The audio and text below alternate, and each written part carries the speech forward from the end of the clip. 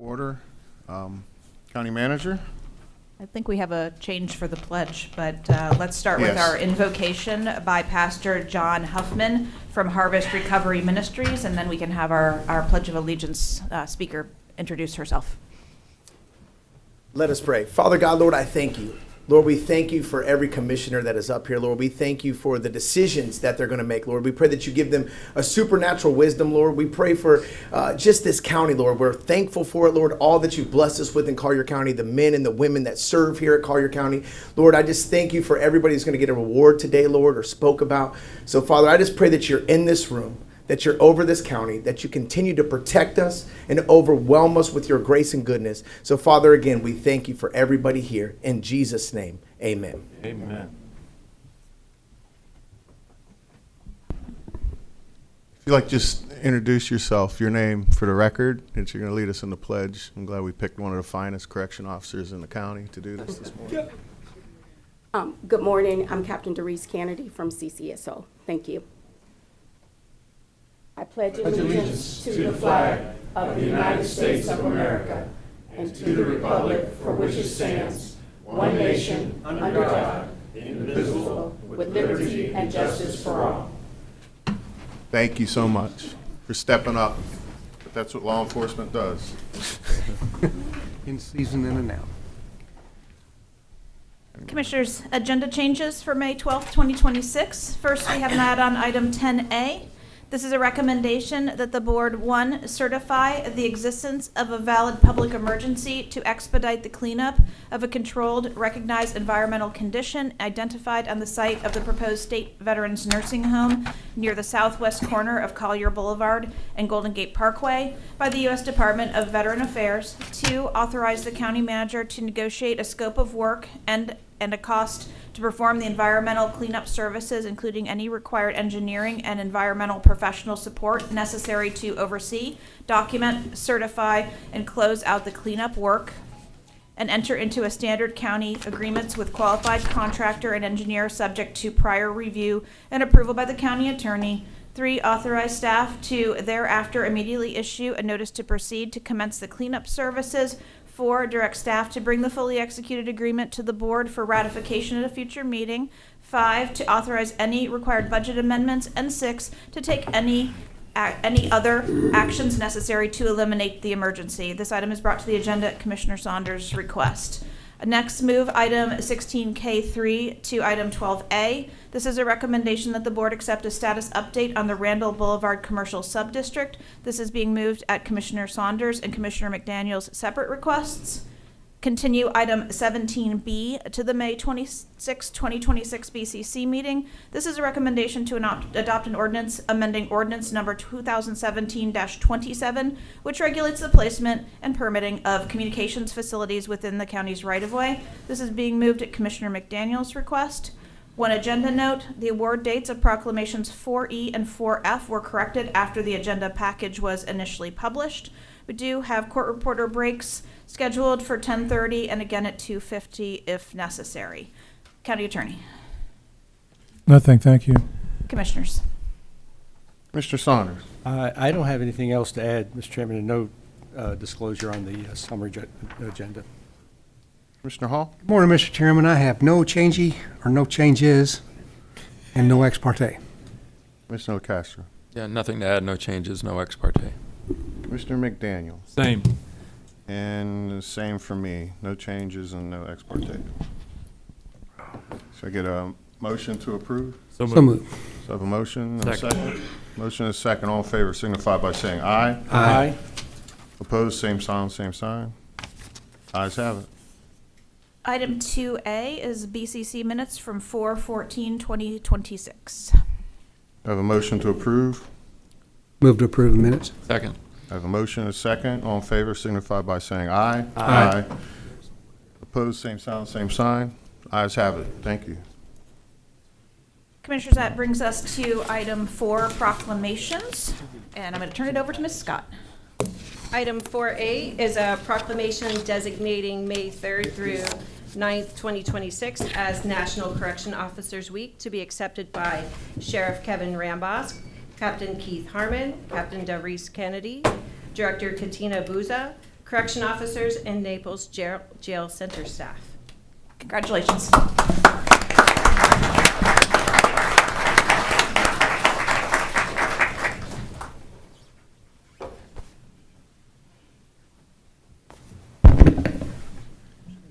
Good morning, Mr. Chair.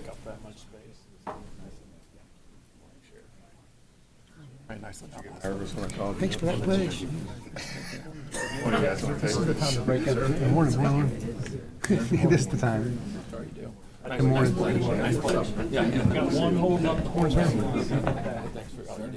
Good morning. LT, thanks for all you do. Good morning. Sergeant, thanks for all you do. Morning. Good morning. You talk.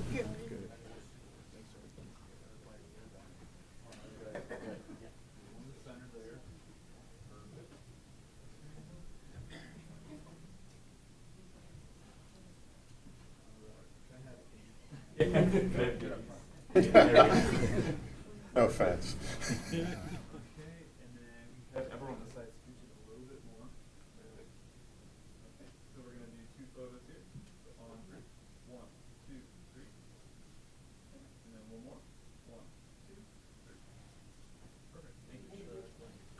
Sheriff, would you like to say some words? Thank you. Smiling for him.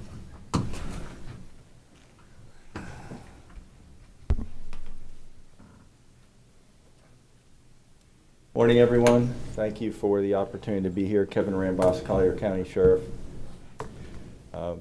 Recognition of our professional corrections officers is very important for not only they as individuals in our operation, but also for the community.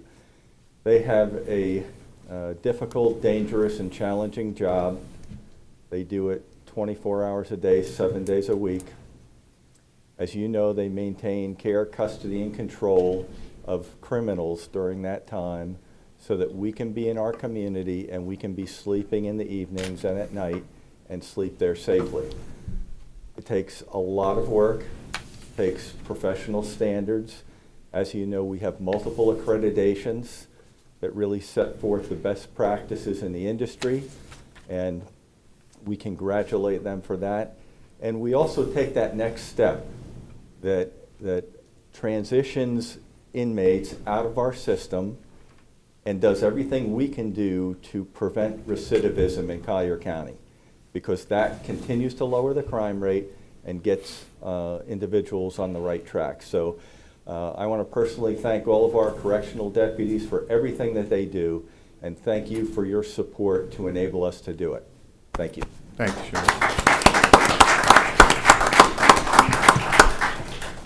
And Commissioners, item 4B, a proclamation designating May 2026 as National Drug Court Month, to be accepted by Judge Janice Martin, presiding judge, Collier County Drug Court. Congratulations.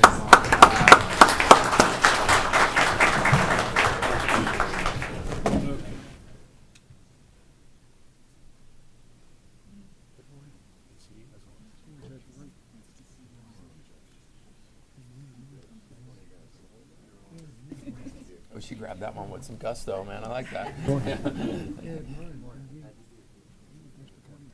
you doing? How are you? How are you?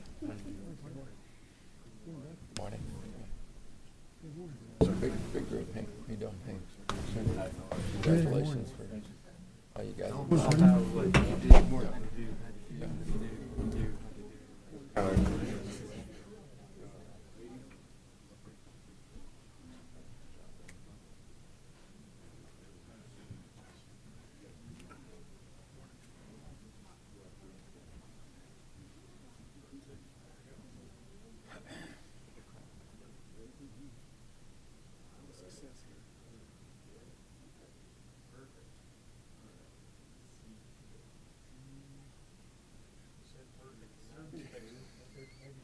Perfect's different.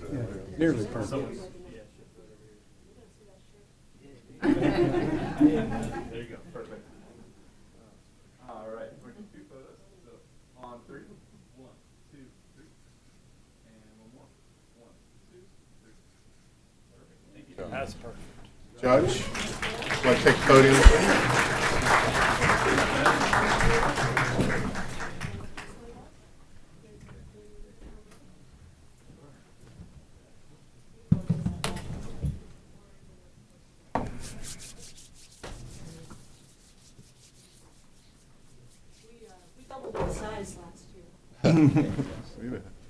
Nice.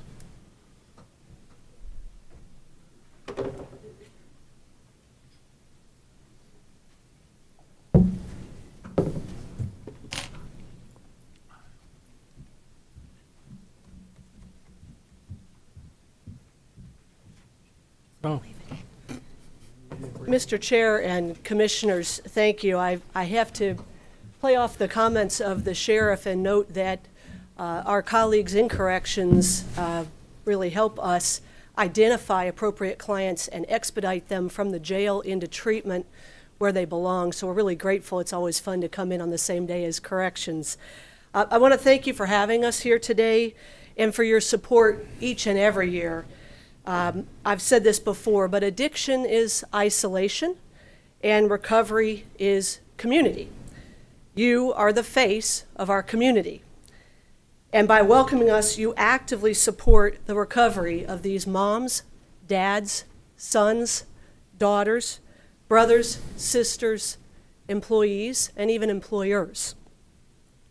I'm always so proud to walk in here and stand before you with our clients and our team members. Their courage and commitment inspires our team daily. The work that they are doing to change their lives is hard, way harder than just doing time. I thank the members of our team for their tireless efforts. They go way above and beyond their job descriptions to shepherd these people to wellness. They provide structure, accountability, and treatment 365 days a year. Recovery is real, and it starts with community. So thank you for your leadership and your support of this important collaboration. Thank you. Thank you.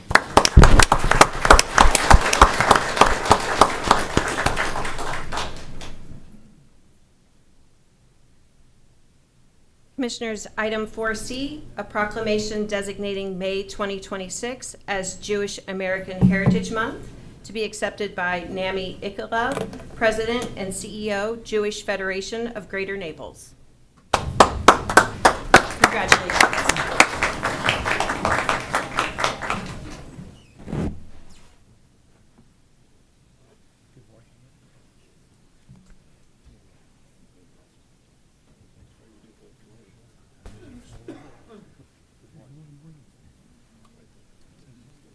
All you do. Oh, hey, thanks for all you do. Sir, thanks for all you do. All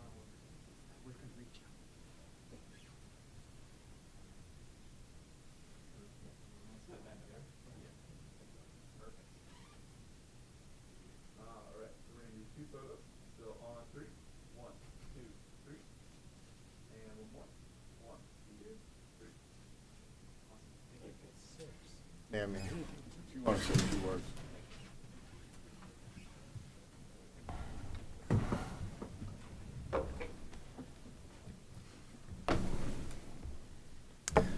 Good morning, Commissioners. My name is Nami Ichalov, and as mentioned, I am the President and CEO of the Jewish Federation of Greater Naples. On behalf of the Jewish Federation, and as the voice of the collective Jewish community of Collier County, thank you. Thank you sincerely and from our collective hearts. This proclamation recognizes Jewish American Heritage Month is more than symbolic. It is a statement of values. In a world where anti-Semitism is at its highest level in modern history, your action today sends a clear and powerful message that in Collier County, every resident is seen, every community is protected, and no one stands alone. Because of leaders like you, leaders who care deeply about the safety, security, and dignity of all our residents, the Jewish community here doesn't just feel tolerated, we feel recognized, we feel supported, and we feel genuinely safe. And that sense of safety doesn't happen by accident. We also want to extend our deep gratitude to Sheriff Rambosk and the dedicated men and women of Collier County Sheriff's Office, and who show up every single day to protect this community from those who would seek to disrupt the peace that we all hold so dear. Their commitment to every resident of this county, regardless of the background or belief, reflects the very best of what it means to serve, and we do not take that for granted. So in this month of May, being recognized this morning to specifically honor the contributions, gifts, and investments that the Jewish Americans have made to the rich and enduring story of this nation, and right here in our own backyard, we stand before you with enormous pride, proud of our history, proud of our community, and proud to be part of the Collier County family. We're extremely thankful to call Collier County home, and we're incredibly grateful for your decision to honor this special month on our behalf. Thank you. Thank you.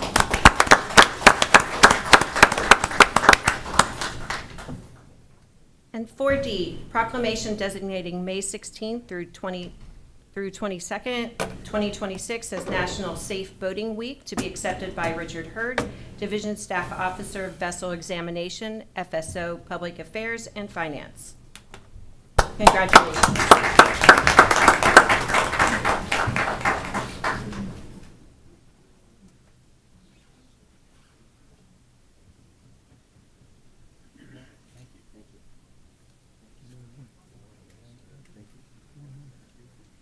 Thanks for all you guys do for the community. Thanks for all you guys do. Yeah, thank you. Thank you.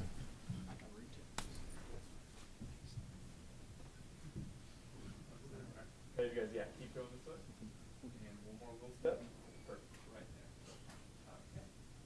Awesome. So we're gonna do 2 photos. So on 3. 1, 2, 3. And one more. 1, 2, 3. Thank you.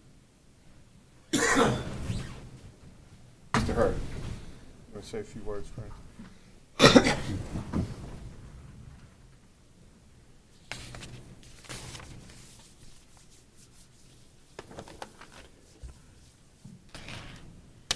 A special thanks to the Collier County Board of Commissioners for their support and recognition of National Safe Boating Month, which is the month of May, and a focus on National Safe Boating Week, which is May 16 through the 22nd. The state of Florida leads the nation in registered recreational vessels each year with over 1 million registered vessels and likely an equal number of unregistered paddlecraft. And because of that, Florida also leads the nation in boating accidents each year. The U.S. Coast Guard Auxiliary is a national organization of about 20,000 members who dedicate over 2 million volunteer hours each year in support of the U.S. Coast Guard and its missions, including this primary mission that we're talking about today, which is National Safe Boating.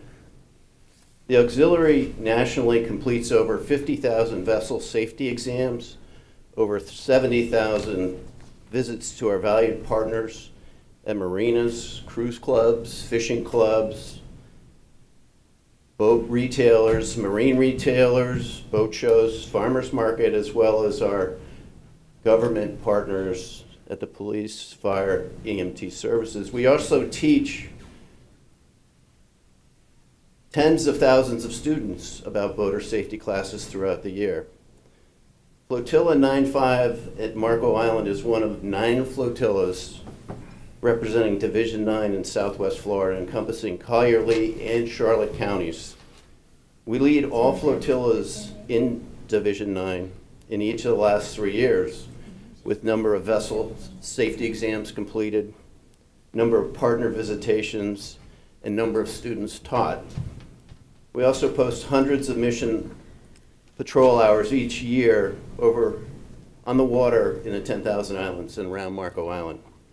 We're proud of our traditions. We're grateful for all our local partners, our government partners, our enforcement partners, and our strategic alliance with the U.S. Coast Guard. We are always ready to perform. We call that Semper Paratus. We appreciate the commissioners for the recognition, and a special thanks to Commissioner LaCastro for his continued support in keeping our local waters safe for recreational boating community. Thank you. Thank you.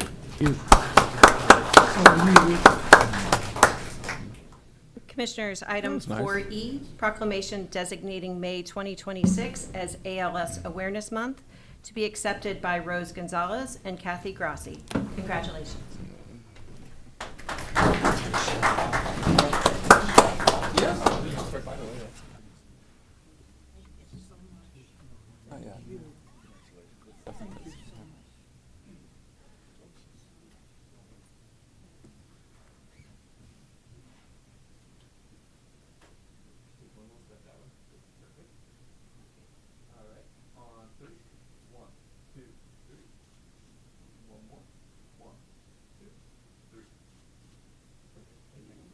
Supervisor, if you'd like to say a few words.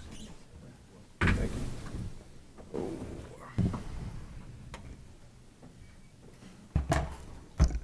Thank you. First of all, I want to thank you very much for accepting my request for the proclamation for May being ALS Awareness Month. I'm just going to say a few facts about ALS for those who don't know it. It's a neurological disease. There is no cure, and it's a fatal disease. I learned that every 9 minutes someone is diagnosed with ALS. Many times it's misdiagnosed, and because of insurance purposes, many people have to go through many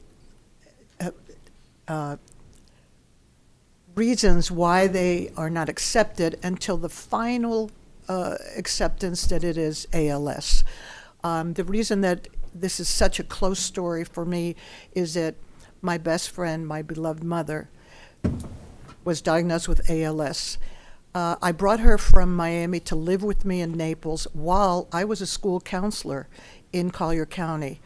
And during that time, I had someone with her during the day while I worked, and then it was my shift the minute I came home.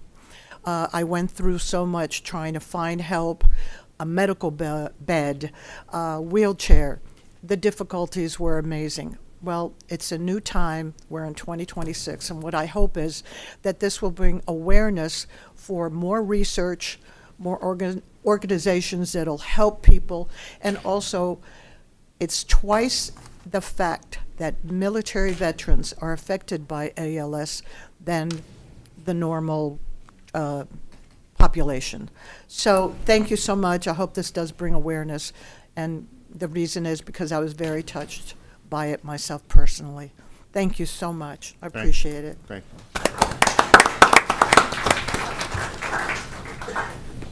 And item 4F, proclamation designating May 17th through 23rd, 2026 as Emergency Medical Services Week to be accepted by Dr. James Augustine, Collier County Medical Director.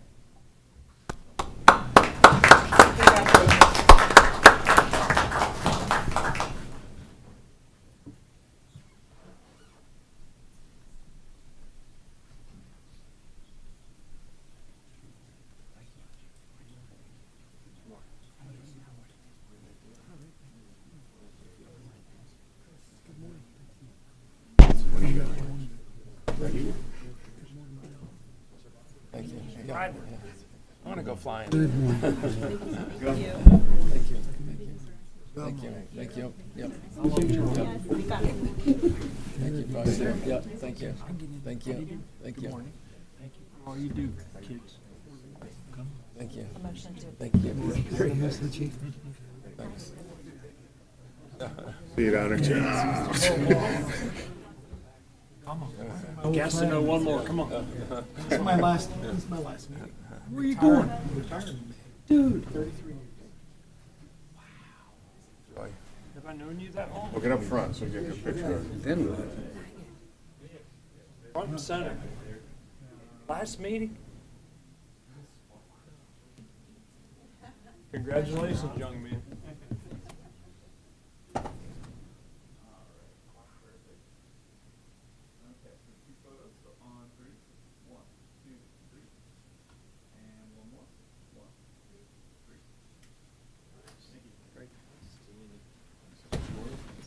Take care. Doctor?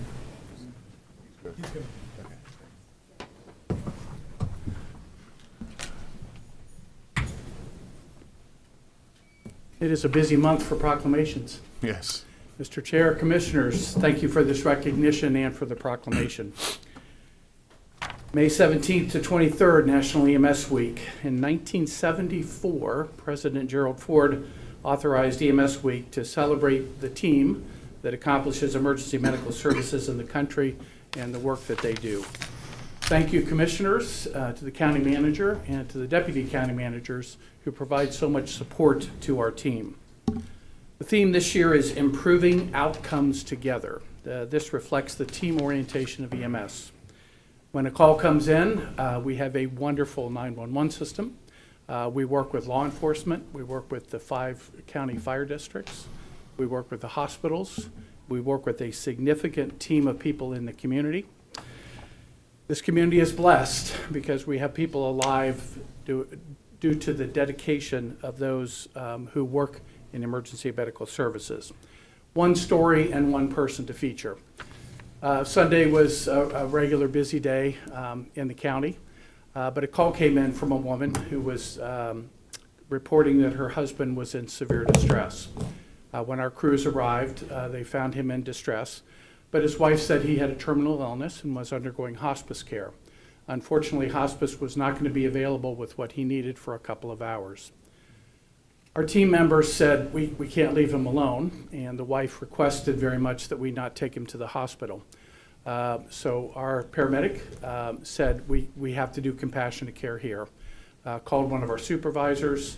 We organized with hospice, the facility where he was, and what supplies were available to provide him the care that he needed as he was transitioning to the end of his life over the next couple of hours.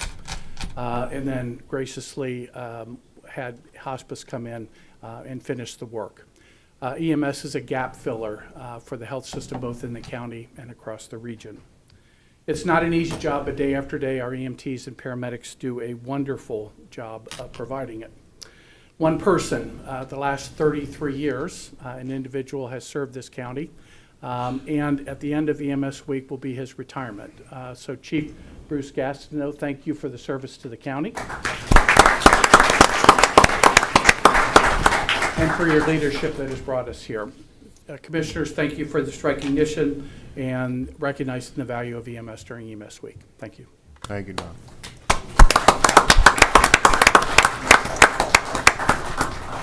And Commissioners, if we could get a motion to accept the proclamations.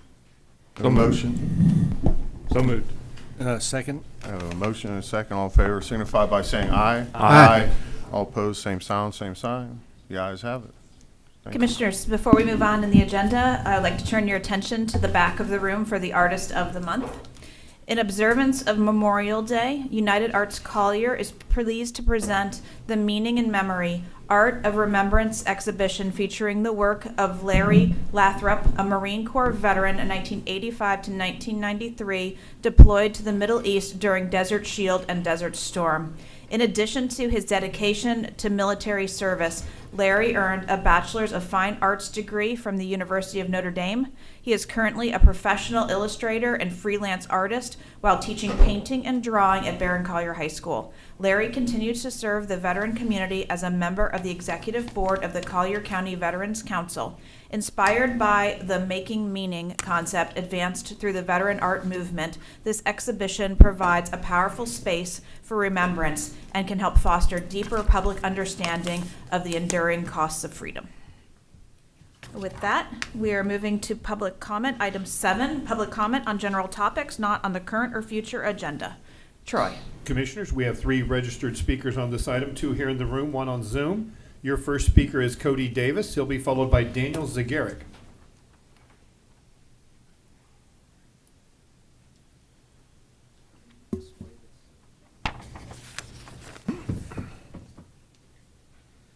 Good morning. My name's Cody Davis, and I'd like to correct the record from last meeting where I spoke on the Corkscrew Grove East Village.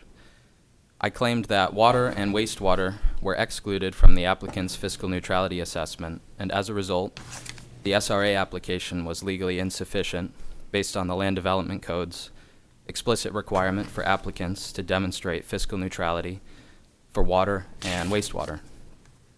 Commissioner McDaniel asked staff about this, and Mr. Bosey, the planning director, said this: potable and wastewater were both part of the economic analysis.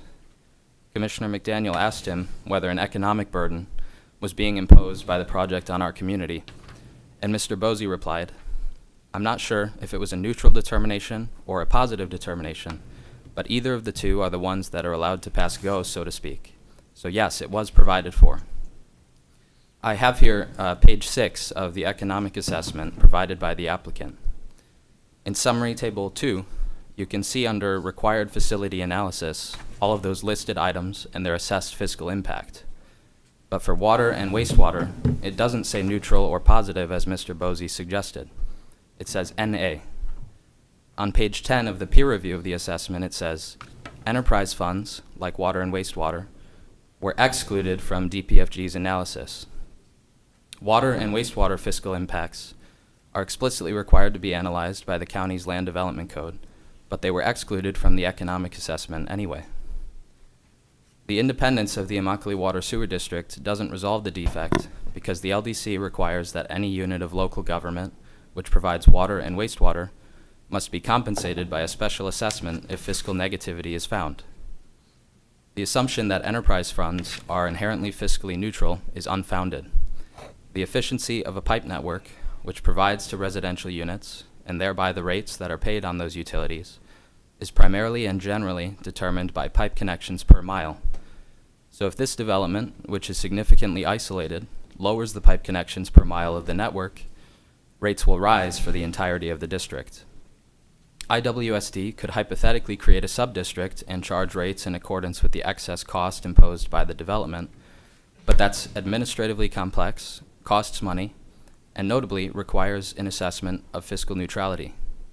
Without a fiscal impact assessment, the IWSD will be unable to set rates in a way that is just and equitable, as they're legally required to do. The result is that Immokalee ratepayers, the poorest in the county, will be required to subsidize this private suburban development. Thank you. Thank you. Your next speaker is Daniel Zagaric, and he'll be followed on Zoom by Stephen Cardenas.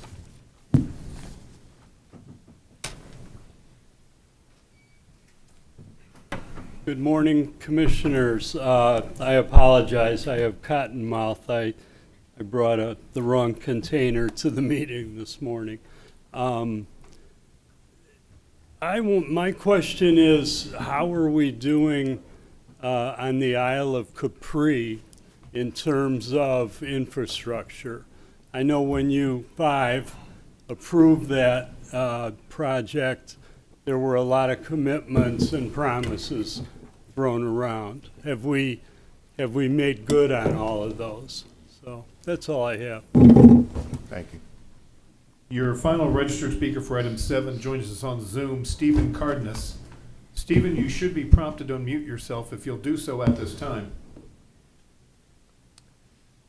And Stephen, you're being prompted to unmute yourself if you'll do that for us.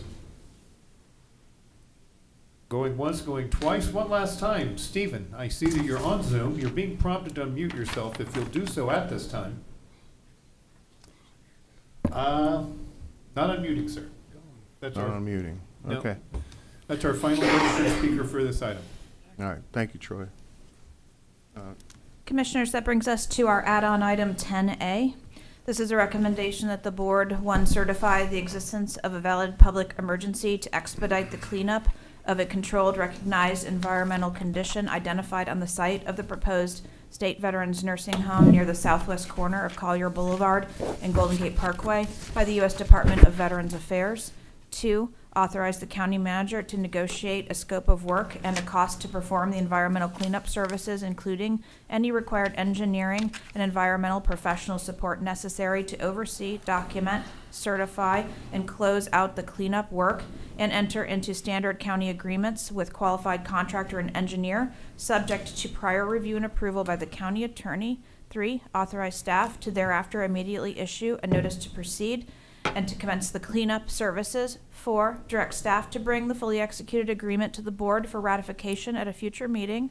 5, to authorize any required budget amendments. And 6, to take any further actions necessary to eliminate the emergency. This item is brought to the agenda by Commissioner Saunders. Thank you. Commissioner Saunders, would you like to? Thank you, Mr. Chairman. This was necessitated by virtue of a letter that was received by the Florida Department of Veterans Affairs on April 27th of this year. We received this just a few days ago. So this is the genesis of this request. The letter basically says that the arsenic on the property that we are deeding to the state for the Veterans Nursing Home has to be remediated prior to the state accepting the property and the federal government funding the grant that has been approved. What makes this difficult is basically 2 things. One is that this remediation has to be completed and verified by the Florida Department of Environmental Protection by the end of September of this year.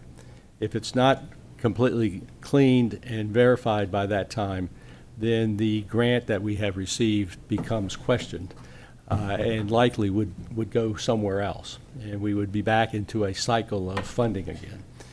This is a completely new element, and I say that because in August of last year, on a phone call with the entire development team, the Florida Department of Veterans Affairs, the contractors, the architects, John Mullins, myself, everyone was on that phone call, and we talked about what needed to be done in order to satisfy the requirements of the Federal Department of Veterans Affairs and the Florida Department of Veterans Affairs in terms of the cleanup and delivery of the property.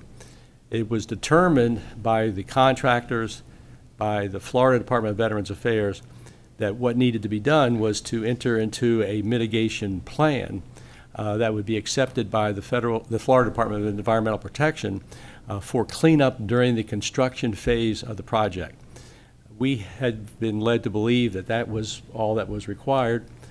Suffolk Construction, along with their planners and engineers and subcontractors, developed a mitigation plan to eliminate arsenic from the site during the construction phase of the project. That mitigation plan was approved by the Florida Department of Environmental Protection as a complete cleanup and mitigation of the arsenic on the site. For the next several months, everyone assumed that that was acceptable. Then we received this letter on April 27th that says, no, that's not the process at the federal level. The process at the federal level is the property has to be cleaned first, all the environmental issues mitigated first, before they will award the grant and before they will accept the property. So I had a conversation with Suffolk Construction on Wednesday or Thursday of last week and said, here is a suggestion on what we might be able to do to accomplish this quickly. One is for the county to enter into a contract with Suffolk to do the remediation pre-construction phase. Suffolk has put together an analysis of what that would take. That's been distributed to each of you. We don't know the cost of that, but we know that it will be fairly substantial. The problem with the state doing the cleanup is one of those catch-22 things.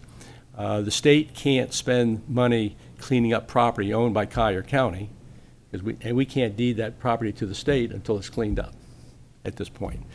So Suffolk is working on their subcontractor to make this cleanup a reality, but it's going to be really tough to get it done by the end of September.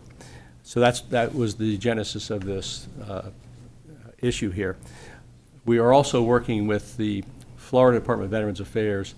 The legislature is in session right now dealing with the budget, and so we've asked them to get spending authority for some of the money that Collier County has already deposited, so that that money can be used for cleanup, as well as money that we're going to have to come up with here. We don't have to come up with an amount today, because I don't know what that amount would be. And then the understanding is that the county would be paid back that money if it's anything in addition to what we've already contributed.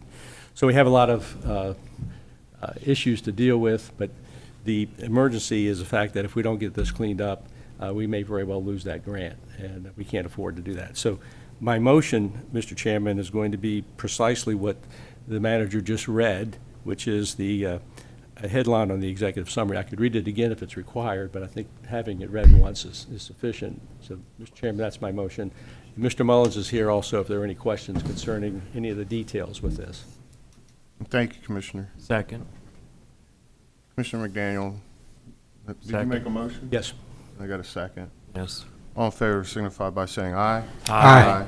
All opposed, same sign, same sign. Passes. Thank you.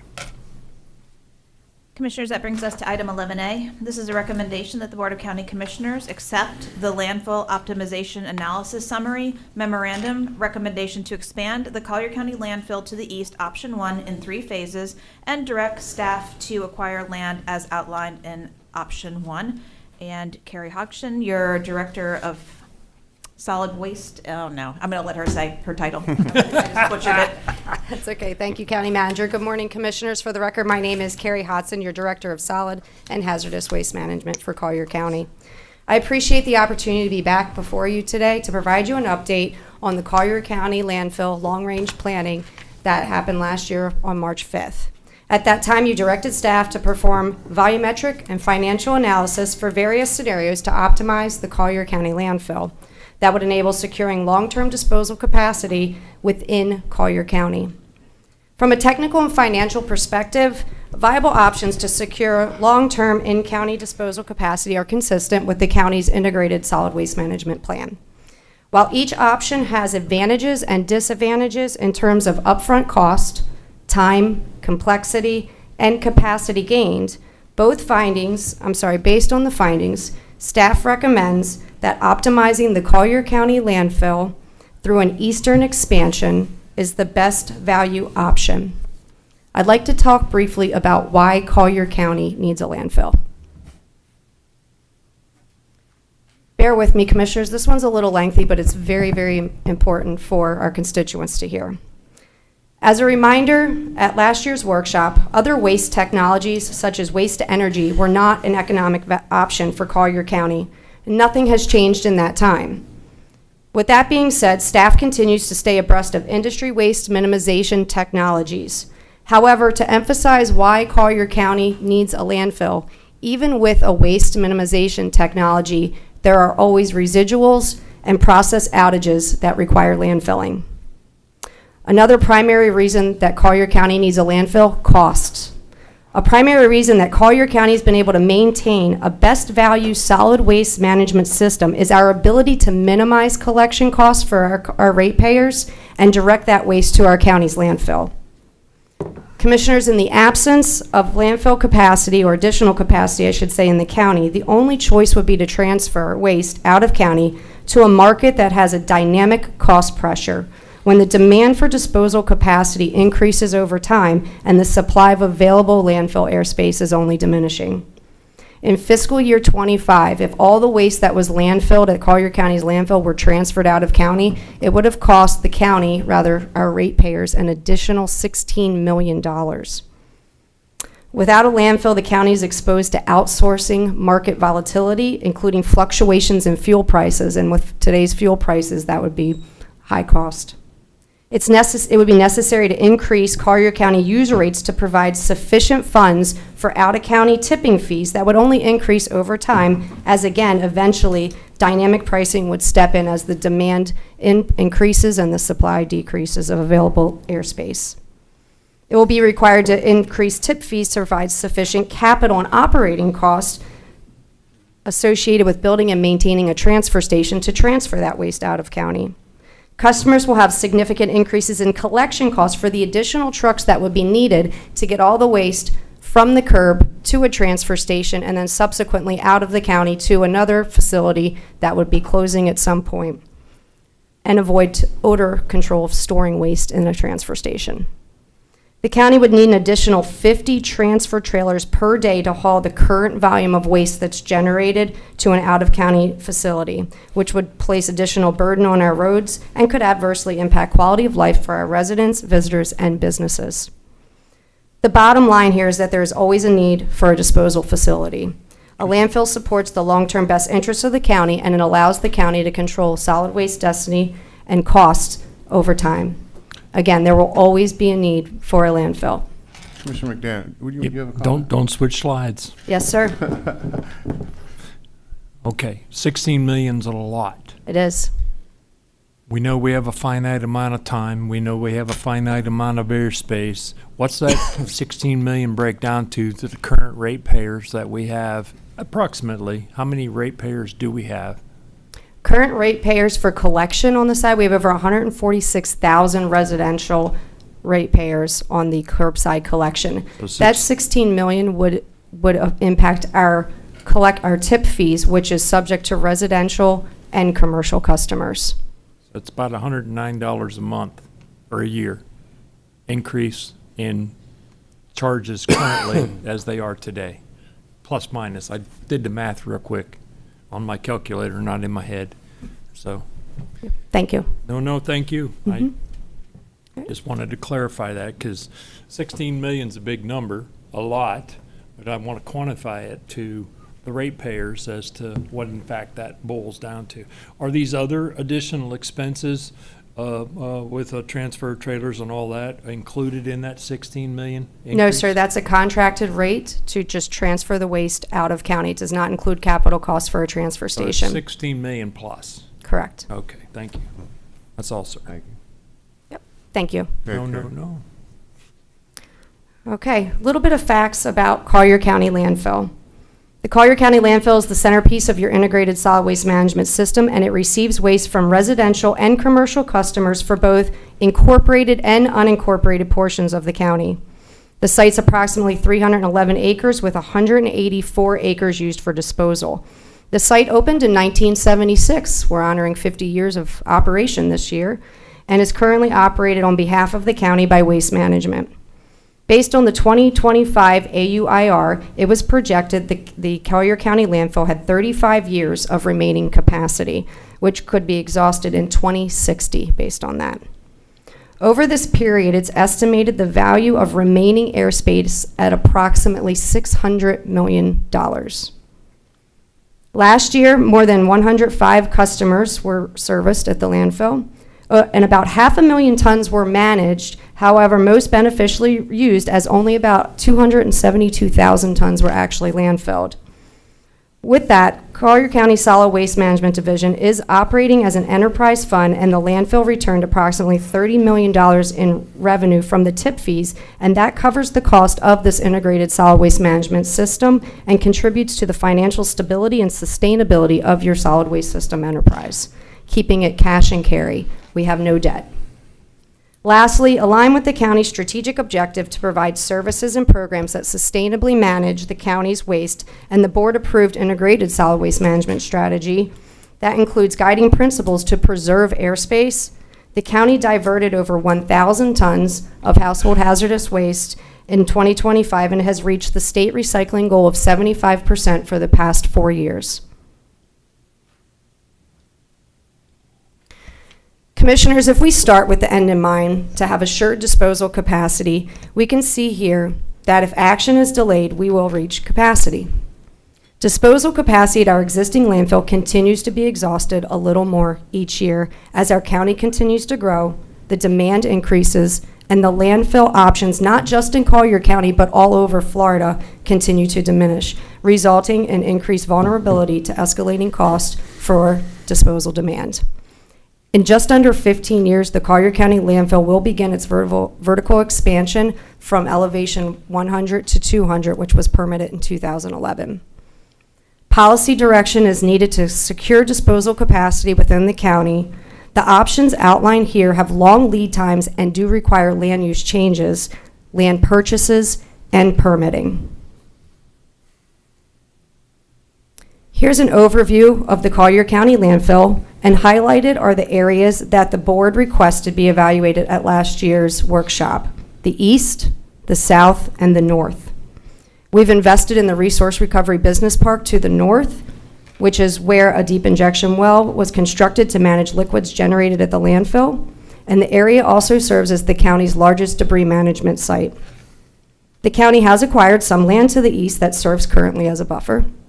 And to the south within the property are two preserve areas that serve as part of the stormwater management system. Commissioners, I refer to this as option 0.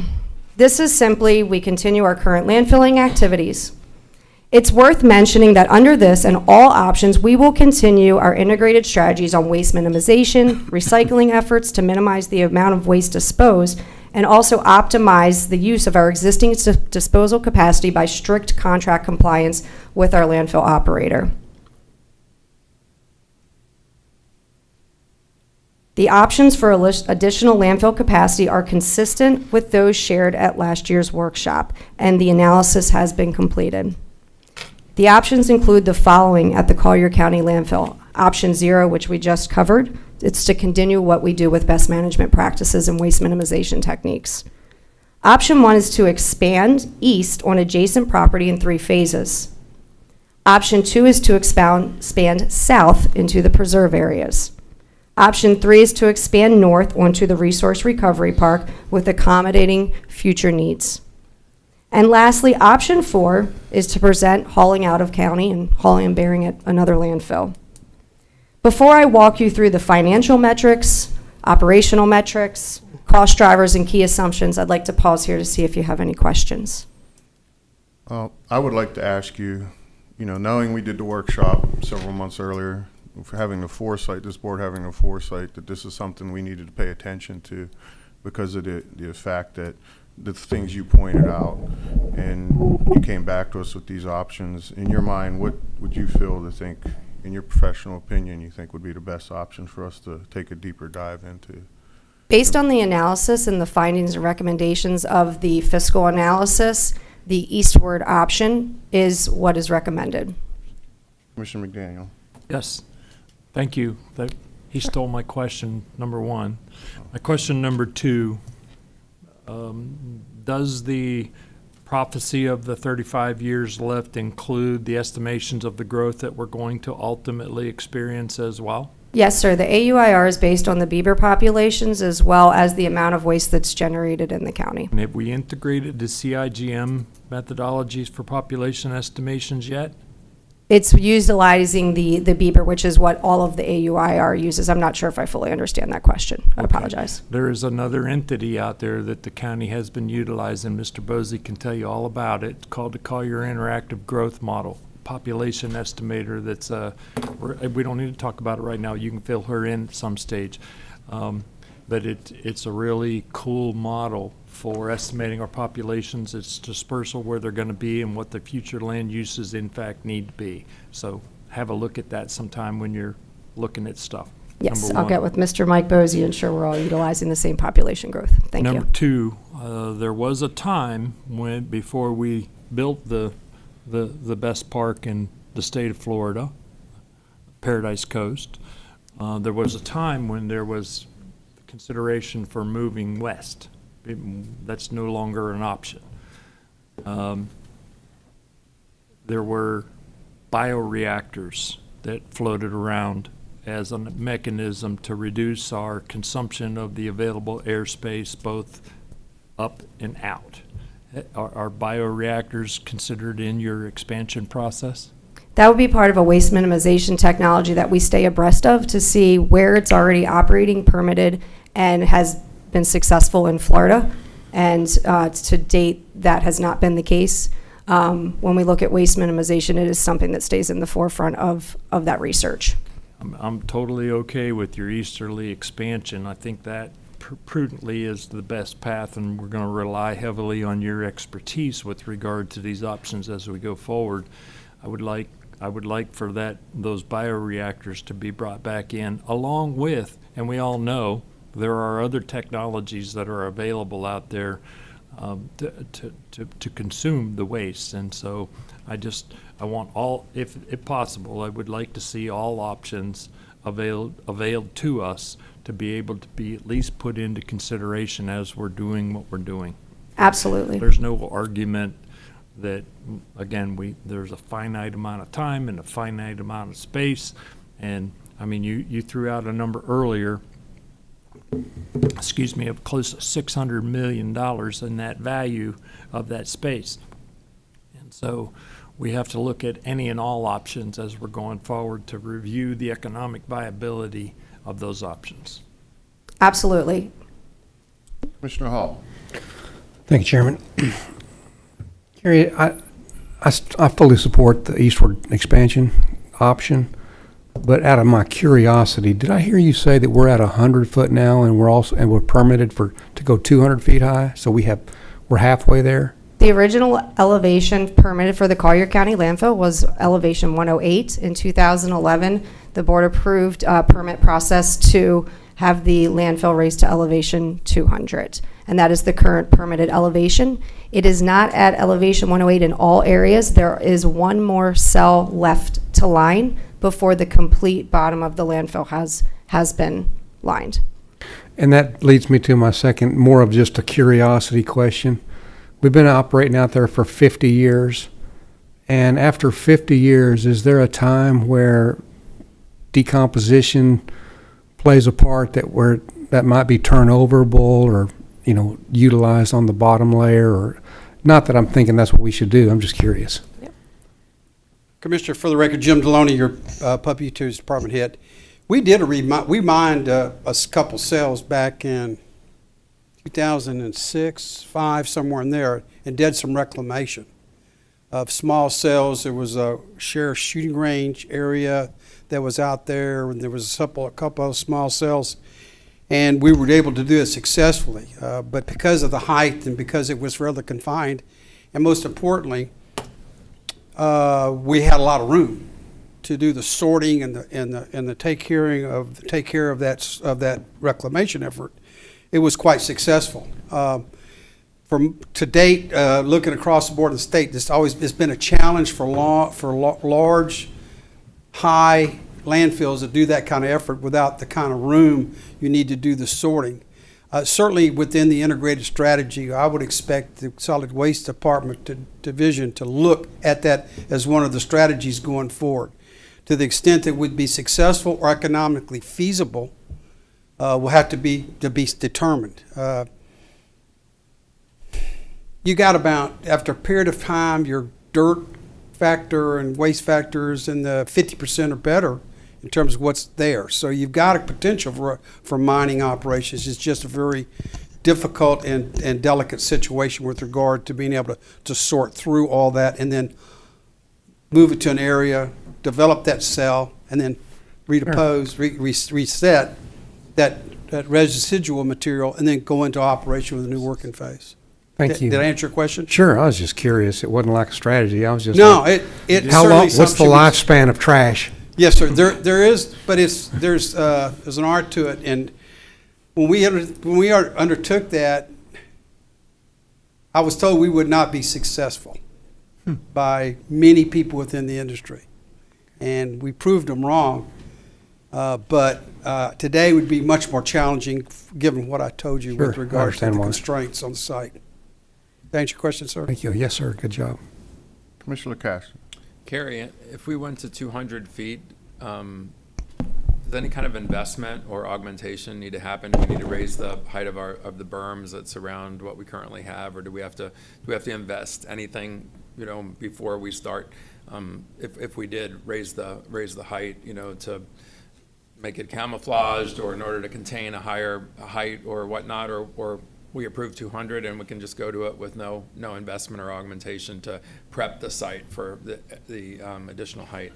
There's no requirements. With that being said, managing the landfill is an art, and ensuring that we're good neighbors and following best management practices is always part of the daily job of what we do to ensure, as we go through this lift, if you will, to ensure that we're utilizing best industry practices. There probably would be recommendations of some type of investment. It wouldn't be astronomical, but they're probably, I'm just asking you to sort of guess a little bit, but possibly there would be some sort of augmentation out there in order to properly and responsibly raise the height. Would you agree with that?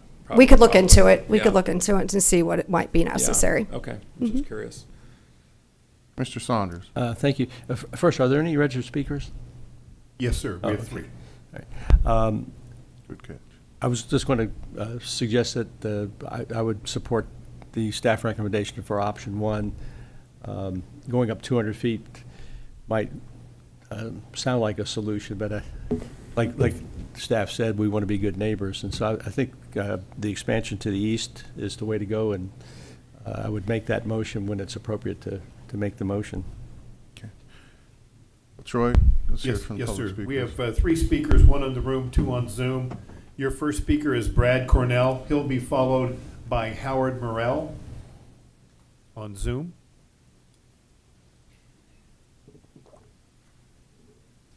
Good morning, Mr. Chair and Commissioners. I'm Brad Cornell, and I'm here on behalf of Audubon Western Everglades. I just wanted to note a couple of things. One is I sat on your task force for landfill siting back in the 1990s, along with Russell Priddy and a number of other community folks. I think people have forgotten about that. But one of the conclusions we came to after looking at, I think, about 10 or 12 sites all around the county was that it's really difficult to site a landfill. Nobody really wants to have one near them. And so that's part of your discussion today that I think Carrie is bringing to you. Nevertheless, having a site that you already are investing in makes sense in terms of building on that. I also want to support the discussion you had about waste minimization and pursuing current technologies, and that's really necessary and an ongoing thing, as was reported to you by your staff. We support that as well, maximizing recycling, which the county is doing a great job of, but even going further. Materials recovery facilities, MRFs as they call them, perhaps on a regional basis. The landfill mining, I remember that when that came up that Jim Deloney was referencing. That's a really good strategy. And, you know, exploring what kind of geography we need for that to work in terms of space, and he said that was a constraint. But anyway, we're very supportive of exploring the minimization and even the height issues in addition to the expansion. So thank you for the discussion, and we hope to be involved as it goes forward. Thanks. Thank you, Brad. Your next two speakers join us on Zoom. First up is Howard Morrell. He'll be followed by Matthew Hunter. Howard, you're being prompted to unmute yourself if you'll do that at this time. And I see you've unmuted. Howard, you have 3 minutes. Hey, can you hear me? Yes, sir. How are you? So I just wanted to speak a little bit just about where we stand in the community as a local contractor.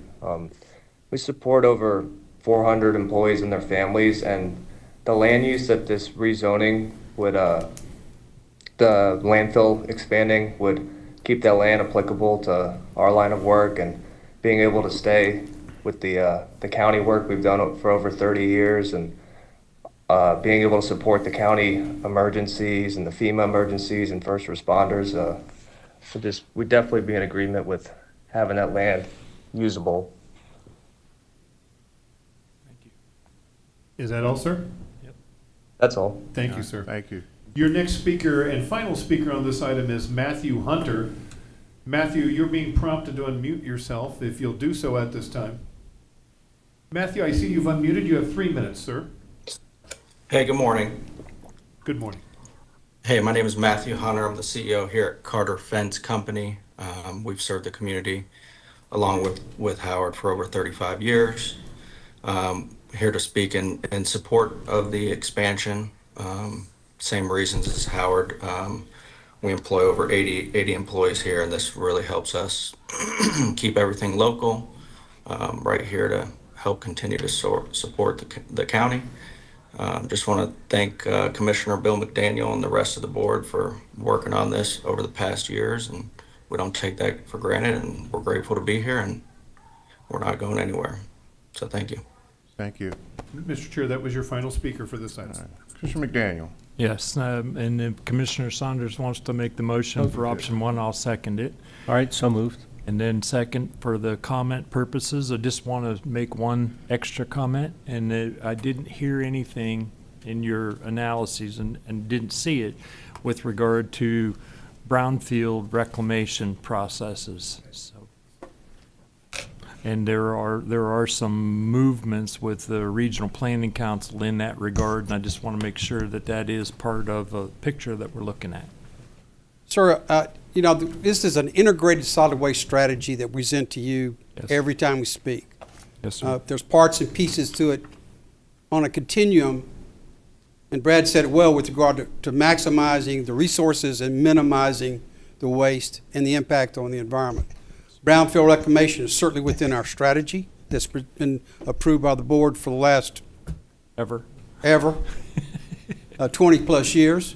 So none of it's gotten forgotten. I just want to share with you, at your prompting, we did put in the paperwork to do a phase 1 Thank you. out at the Immokalee transfer site. And so we're looking at reclamation with EPA's help, I hope. Yep. If there's such a thing, to help us with that brownfield. We have talked to other counties with regard to, just to put on the record, a bioreacting type, where we have a place to take our biosolids, which will be an initiative this year that Kerry will be working on with other counties. Maybe one would be able to, because of our levels now, with our regional plants, we may be able to have our own biosolids treatment facility. Resource Recovery Park was set aside by this board for those types of initiatives to do the things you just spoke to and what you spoke to, sir. So I think we've got ourselves set, like the pieces are on the ground. Now we got to assemble them. That with regard to opportunity, I think Kerry said it clearly that we look very careful at somebody else doing it first, with the right permits and the right success and the right economics. We're not icebreakers when it comes to this because of the risk and the minimum reward on the backside of that risk, given that you've always got a lot of folks that can tell you how you can turn this into gold. And I've been watching this for over 20 years now, and I haven't seen anything close to that. Hollenberry remains the optimal with regard to what we can't recycle or recover or divert in some other manner. I'd like to see something different. Your strategy provides for that. Yes, sir. And with this board's help, and it has been wonderful over the last 20-something years, we've made significant progress in doing all the things that we suggested, and I see no reason to stop now. This expansion in the east is really the last set piece of that strategy because, as Terry said in the opening, this is the center of that strategy because you have to have a landfill to be in this business period. Otherwise, you're at somebody's mercy with regard to Otter County, Hollenberry, in a very dynamic market. We have a slide here, I don't know which one it is, that we can show you how Florida is running out of airspace. This is from the university with regard to what it looks like by region in terms of available years of available airspace within the state. Now, we're out of this equation if we make this move. We own our own destiny. We control our own destiny. If we get out of this mode, if we change our strategy, then we're going to be in a high competition market as indicated by this chart. There's a couple of things here on the upper left. On the left side, you can see what other counties, Martin County and Miami-Dade, what they're doing to cope with their strategies, or their lack of strategies in some respects. You're ahead of it, and I think this will keep you ahead of it with regard to how we're going to go forward the next 100 years or so. Thank you, Mr. Lonnie. Thank you very much. All right, so I have a motion from Commissioner Saunders and a second by Commissioner McDaniel. All in favor of accepting the landfill optimization analysis and moving forward with the option one. All in favor signify by saying aye. Aye. Opposed, same sign, same sign. All right, ayes have it. Thank you. Commissioners, that brings us to item 11B. This item was continued from the April 28th, 2026 BCC meeting. This is a recommendation to provide a final ranking for the 166.63 acre Smits property located south of Sable Palm Road, approximately 1.5 miles east of Collier Boulevard, and to direct staff to pursue the property with funds from the Conservation Collier Land Acquisition Fund if ranked on the A list, as the property was ranked C list by county staff and A list by the Conservation Collier Land Acquisition Advisory Committee. Ms. Jamie Cook, your Division Director of Development Review, is here to present. Good morning, Commissioner. Before you, Commissioner LaCascio. Thank you, Chairman. I just thought I would set the table and maybe save Jamie just a little bit of time. This has to do with the Orange Grove, Sable Palm Road, obviously, for the record. We've had a lot of meetings with the legal team that represents the owner, with the Audubon Society, with the Conservation Collier folks, with the Conservancy.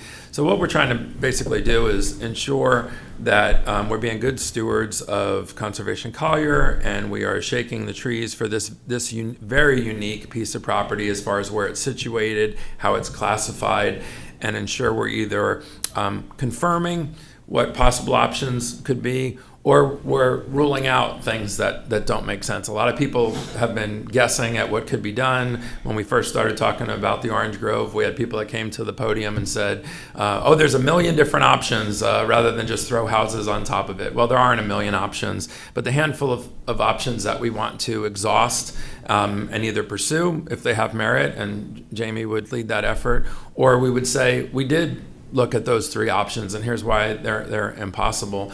It doesn't cost a boatload of money to do an appraisal, so we can rule in or out if this is a piece of property that we would want to make an offer to the owner using Conservation Collier. But the one thing for citizens to remember, I know everybody here understands it, regardless of what this property is appraised at, if we decided to support that and have Jamie come back with more information, it's the owner's decision to decide if he's gonna. We can't, some of the emails we've all been getting are from citizens who say, Conservation Collier should do this. We actually don't live in a country that does that, so we can make an offer, but it's up to the owner if they think they have other things to pursue. So it's not a matter of the county doesn't want to preserve the property or doesn't have the wherewithal. We're looking at options that we can present to the owner, but in the end, it's obviously the owner's decision if they want to accept some sort of offer, if one makes sense, or come back to us with some other ideas they have, or do nothing and just sit on the property.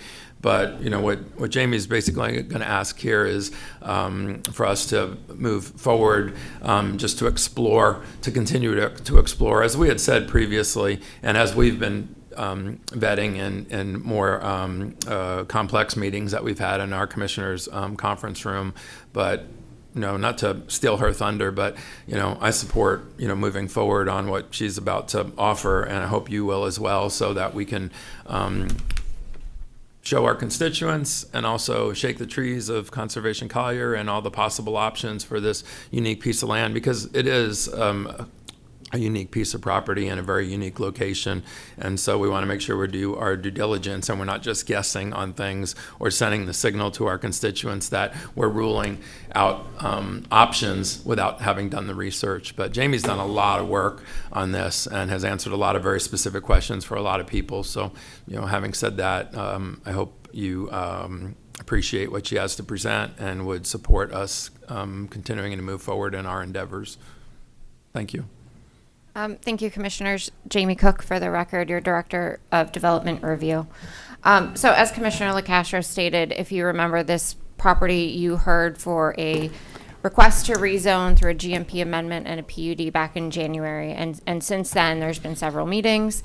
The property owner did apply to the Conservation Collier program. Staff conducted their site visit, and it went to the CLAC Advisory Committee at the beginning of April for their review and ranking.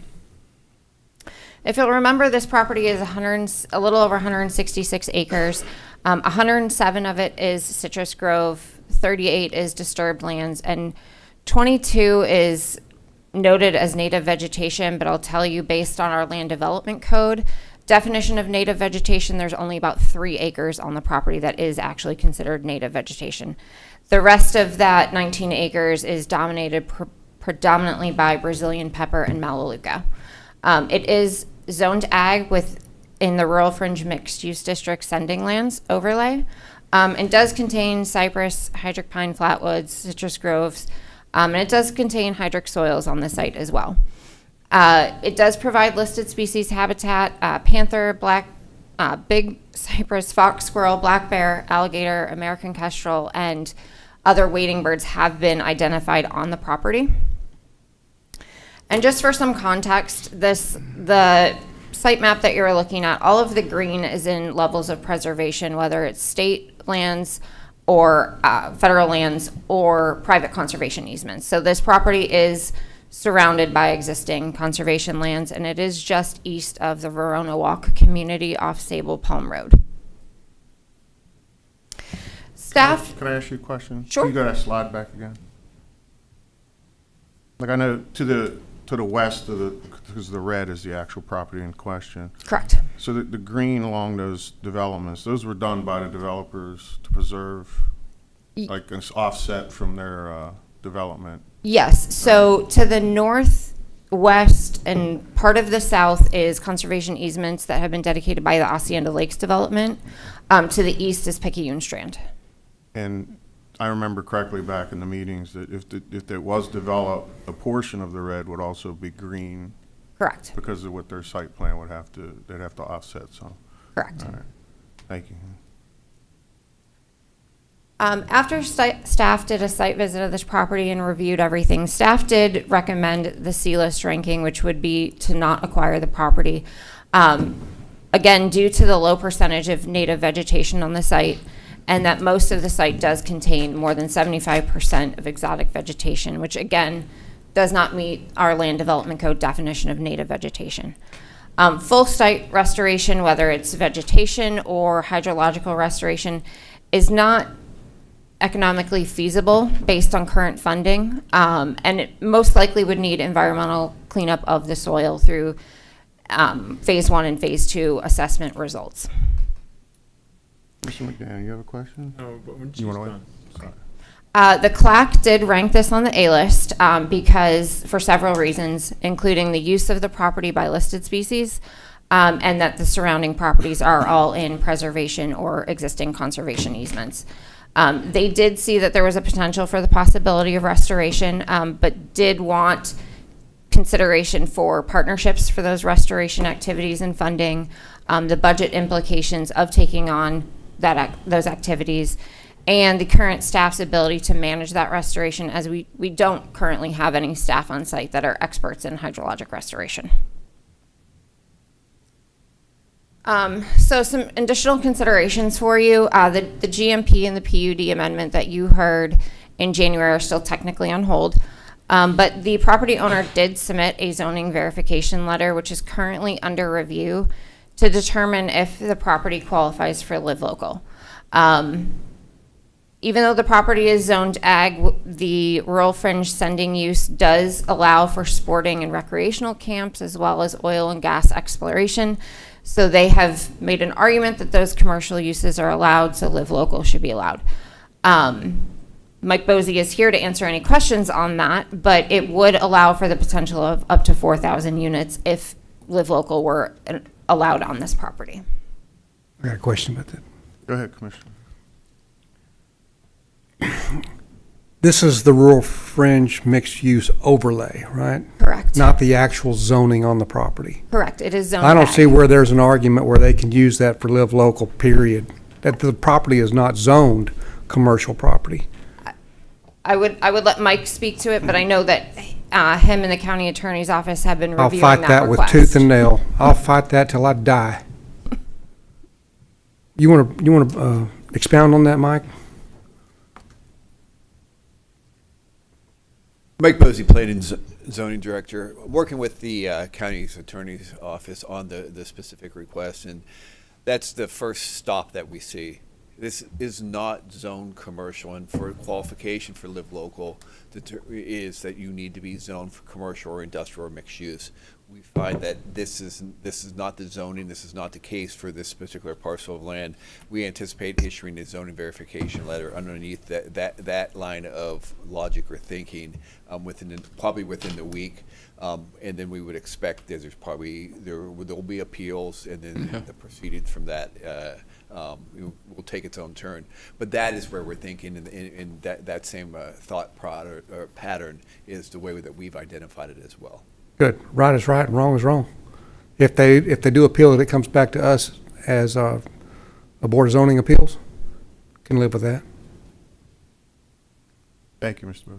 Bosey. So our request is that you as the board provide a final ranking for the property, and if you choose to rank it A, to direct staff to pursue the funds from the Conservation Collier Land Acquisition Fund for the appraisals, as well as a phase 1 environmental assessment. And with that, I'll take any other questions you may have. Mr. McDaniel. Yes, and Commissioner Hall, I'll join you in that fight when we lean in on this.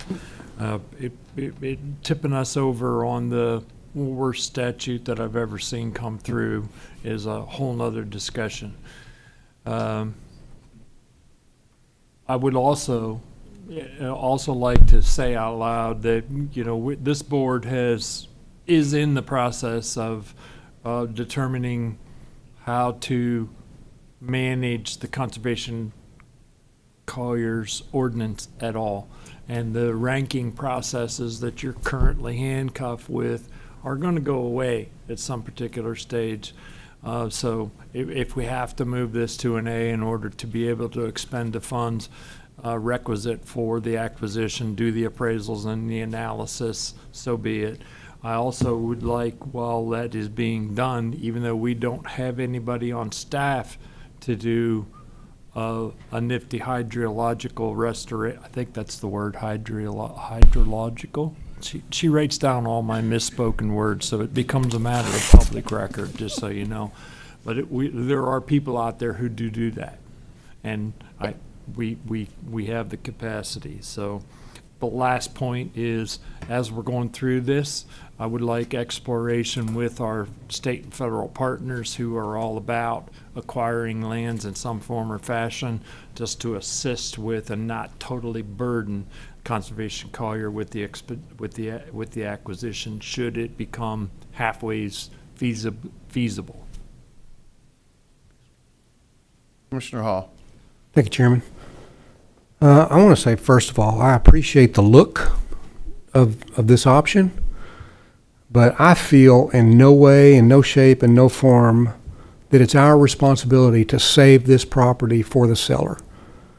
If we move forward with this, it has to benefit us, period. And what happens with them, that's their business. But with all indications from the grapevine, we have an idea of what that property is worth, what it's going to appraise for. We have a pretty decent idea, and that value is far below what the seller seems to indicate that he's willing to take, or that they are willing to take. I don't see it. I don't want to burden staff. I don't want to burden our taxpayers. I don't want to burden anybody with having to pay for things on a wish and a hope that they might do this or they might do that. I want to have, I never have entered a deal without an exit strategy. I never have entered a deal without knowing what my risks are. So I'm coming from that perspective. Do you have a copy of the slide with you for us to see of staff's ranking on this property? This one? No, the one that shows, the Oh. 200 or the 0 to 400 No, stuff. but I believe it was 205 was Out the of total 400? points. Okay. That's fine. I was just curious if we had it. And I also saw something about we'll pay for a phase 1. And at what time do we pay for that? Before we make the offer or after we make the offer? Before. We do the So yeah, so we're going to have to spend money for a phase 1 on a hope and a wish that they accept the value that we're going to show up with. And if they say, no, we don't think so, not today, thank you very much, we're out that money. Yes. We have a good plan, but it's for nothing. And none of this property right now is zoned commercial. Is that correct? That is correct. Okay. So the CLAC has come to us. They want us to change this to an A category so that they can pursue it. But the CLAC is an advisory committee, which I appreciate sometimes what they have to say. But in this case, I'm going to deny, or I'm going to go against their advice. I'm not going to support this one single bit. Mr. Saunders. Thank you. Commissioner Hall, we're only $20 million apart on the sales price. That was the word on the street. So we're getting closer. No, I agree with Commissioner Hall. I don't see any need to spend money chasing this with a potential acquisition from Conservation Collier. We are so far apart in terms of price that there's no way to close that gap that would make any sense in terms of Conservation Collier. So I'm going to concur with Commissioner Hall on that.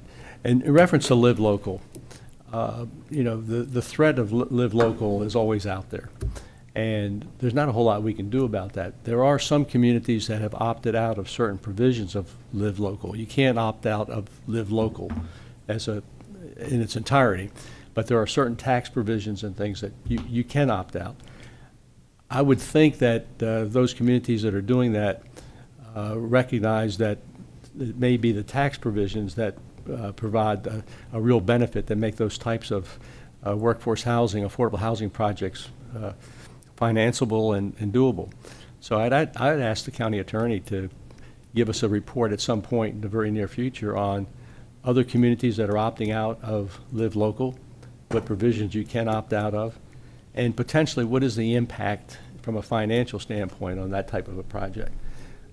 Because I don't really like having that threat of live local over us all the time. But I'm going to support the position that I don't see any reason in spending money on this right now. If the property owner wants to come back and say, you know, we're not stuck on that $20 million, $22 million price, then we have something to talk about. But until then, we really don't. Mr. LaCascio. Were you lit up, Bill, as well? I'm lit up, He's but lit you're up first. ahead Why don't of you me. go first? I don't. All right. Do we have an estimate of the phase one expense, plus minus? It's usually a couple $1,000s. Yeah, I was going to say it's short money for us to be able to make a decision on this. I mean, relatively speaking, it's short money. And necessary for us to make an educated decision on whether or not this acquisition makes any kind of economic sense. I don't disagree with Commissioner Hall and Commissioner Saunders, but on the same token, look at the map, not this one, the one that you put up there, the other one, the one with the green, that one. Look at that. And so phase one, short money. Let's just make a determination as to whether or not we have partners that could, in fact, invest with us with regard to this acquisition to maybe help. And Commissioner Saunders forgot the contract negotiation thing when he went to law school. So he's already proven that a long time ago. So I think we should take the next step, make an executive decision with regard to the overall expenses associated with it. And I'm just joking with you, my friend. I knew you were. Okay. But I didn't know if they knew. I'm So just joking with It's good to hear you say that. him. He's my friend. Mr. LaCascio, we have public speakers on this too. Yes, we do. I should have probably gone before you, but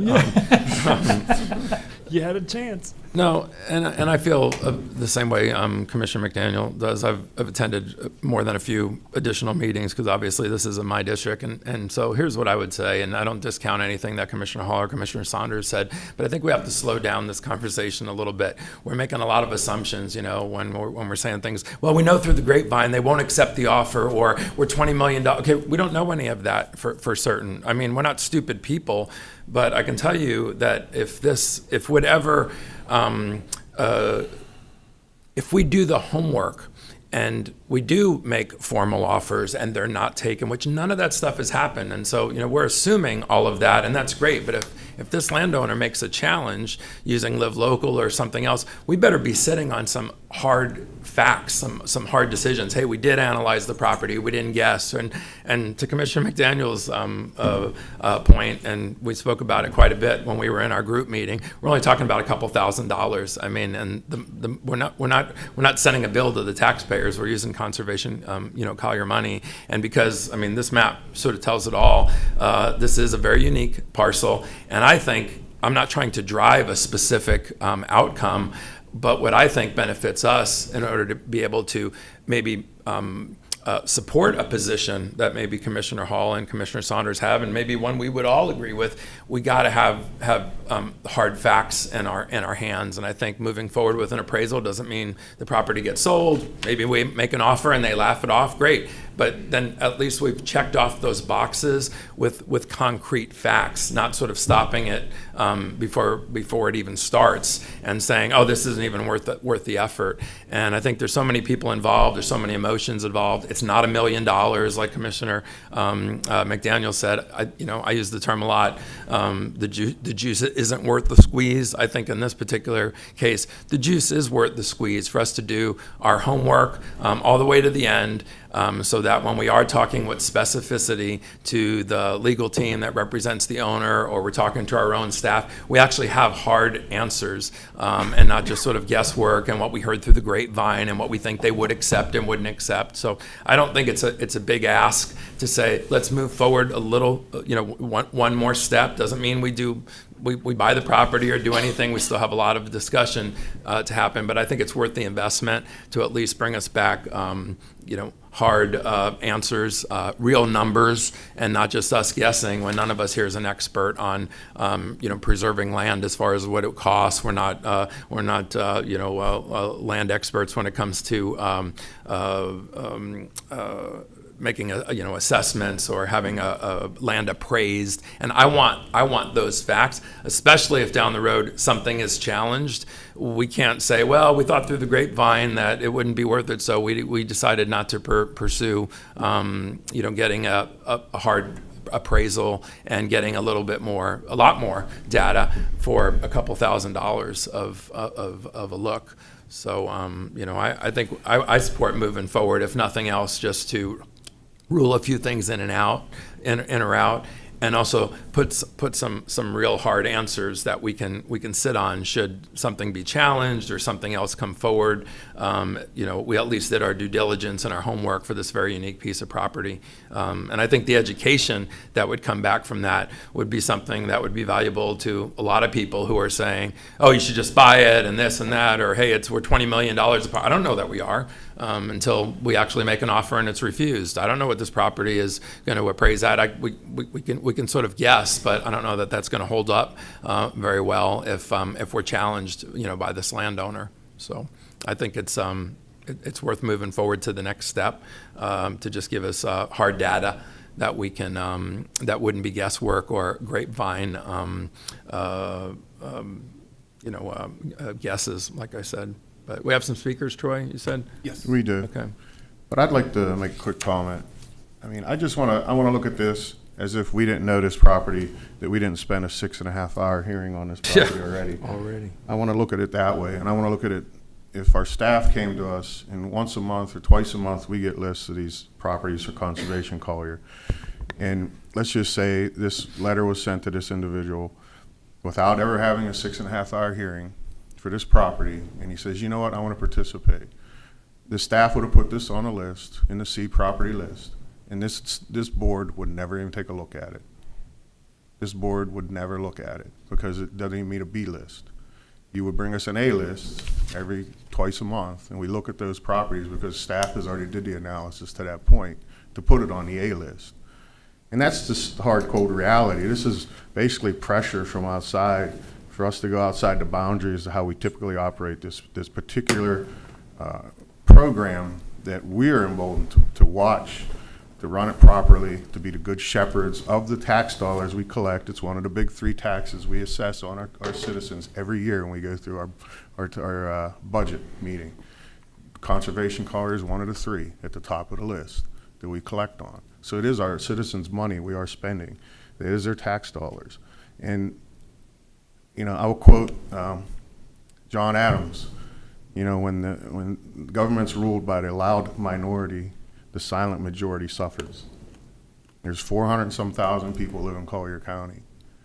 And if I was to listen to everyone, if they want to suspend the money on this property that would not meet an A list, typically, if we didn't know anything about this property prior to coming to this meeting, would it actually be on an A list? No, we know it wouldn't be. Would anybody up here vote for a C list to purchase it? I'm just talking about common sense and honesty here. We have a system. Sometimes we have to stay in the boundaries of that system. Sometimes we have to make the hard decisions in the arena that some people don't like. That's part of this job. But in reality is that we can't sway from the system either, because then everybody suffers.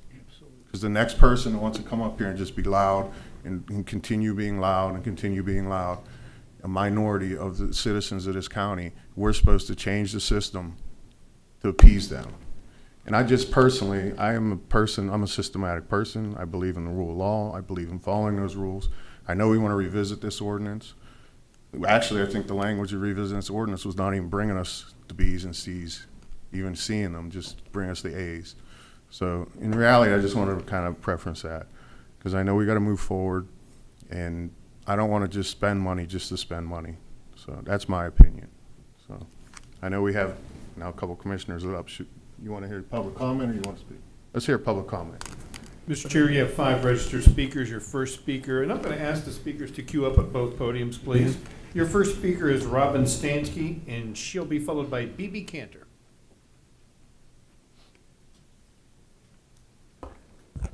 Good morning. My name is Robin Stansky, and I'm speaking for the Conservancy of Southwest Florida. The Conservancy of Southwest Florida is providing comment on the Smith's property, aka Sabre Palm. The property is recommended for the A-list. We support this recommendation and ask you that you support this recommendation. As detailed in our letter regarding this property and the staff report, the property contains hydric wetlands and is mapped as containing a majority of hydric soils. The parcel also provides habitat for the endangered Florida panther, the big Cypress fox squirrel, American alligator, and American kestrel. Additionally, the property is adjacent to a private conservation easement to the north, west, and south, as well as the Picayune Strand State Forest. Finally, the property is visible and accessible from a public roadway, which provides an opportunity to incorporate hiking and bike trails into the property. We do recommend that the county consider coordinating or partnering with state partners interested in helping manage this Picayune Strand State Forest adjacent property. For all of these reasons, we recommend this property be ranked as an A-list property. Thank you for your time and consideration of our comments. Your next speaker is B.B. Cantor, and she will be followed by Brad Cornell. I'm speaking extemporaneously, which is about the only big word I can pronounce that I can also read. My name is B.B. Cantor, and I'm a candidate for the Collier County Mosquito Control District. I agree definitely with the 3 commissioners to the left, and I agree with the other commissioners, the other 2, so that's good. What I recommend is that since you evaluate these properties every month, why don't we give the seller a chance to do all the hydrological studies, et cetera, and come up with a cost for remediating the property and qualifying to be on the A-list. And that after that is done, then the appraiser can use that information, because normally what you do is you take the market value of land and then you subtract the cost of remediation, and then you come up with the value. So I think just keep it on the C list. There's another month, and if they're willing to invest in the money to show us how it can be remediated and get on the A list, let them.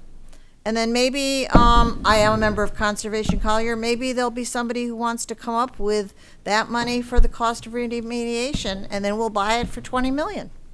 So we're a long way from getting on the A-list. I totally agree with Dan that, Commissioner Cowell, I've met you at parties, so I call you Dan now.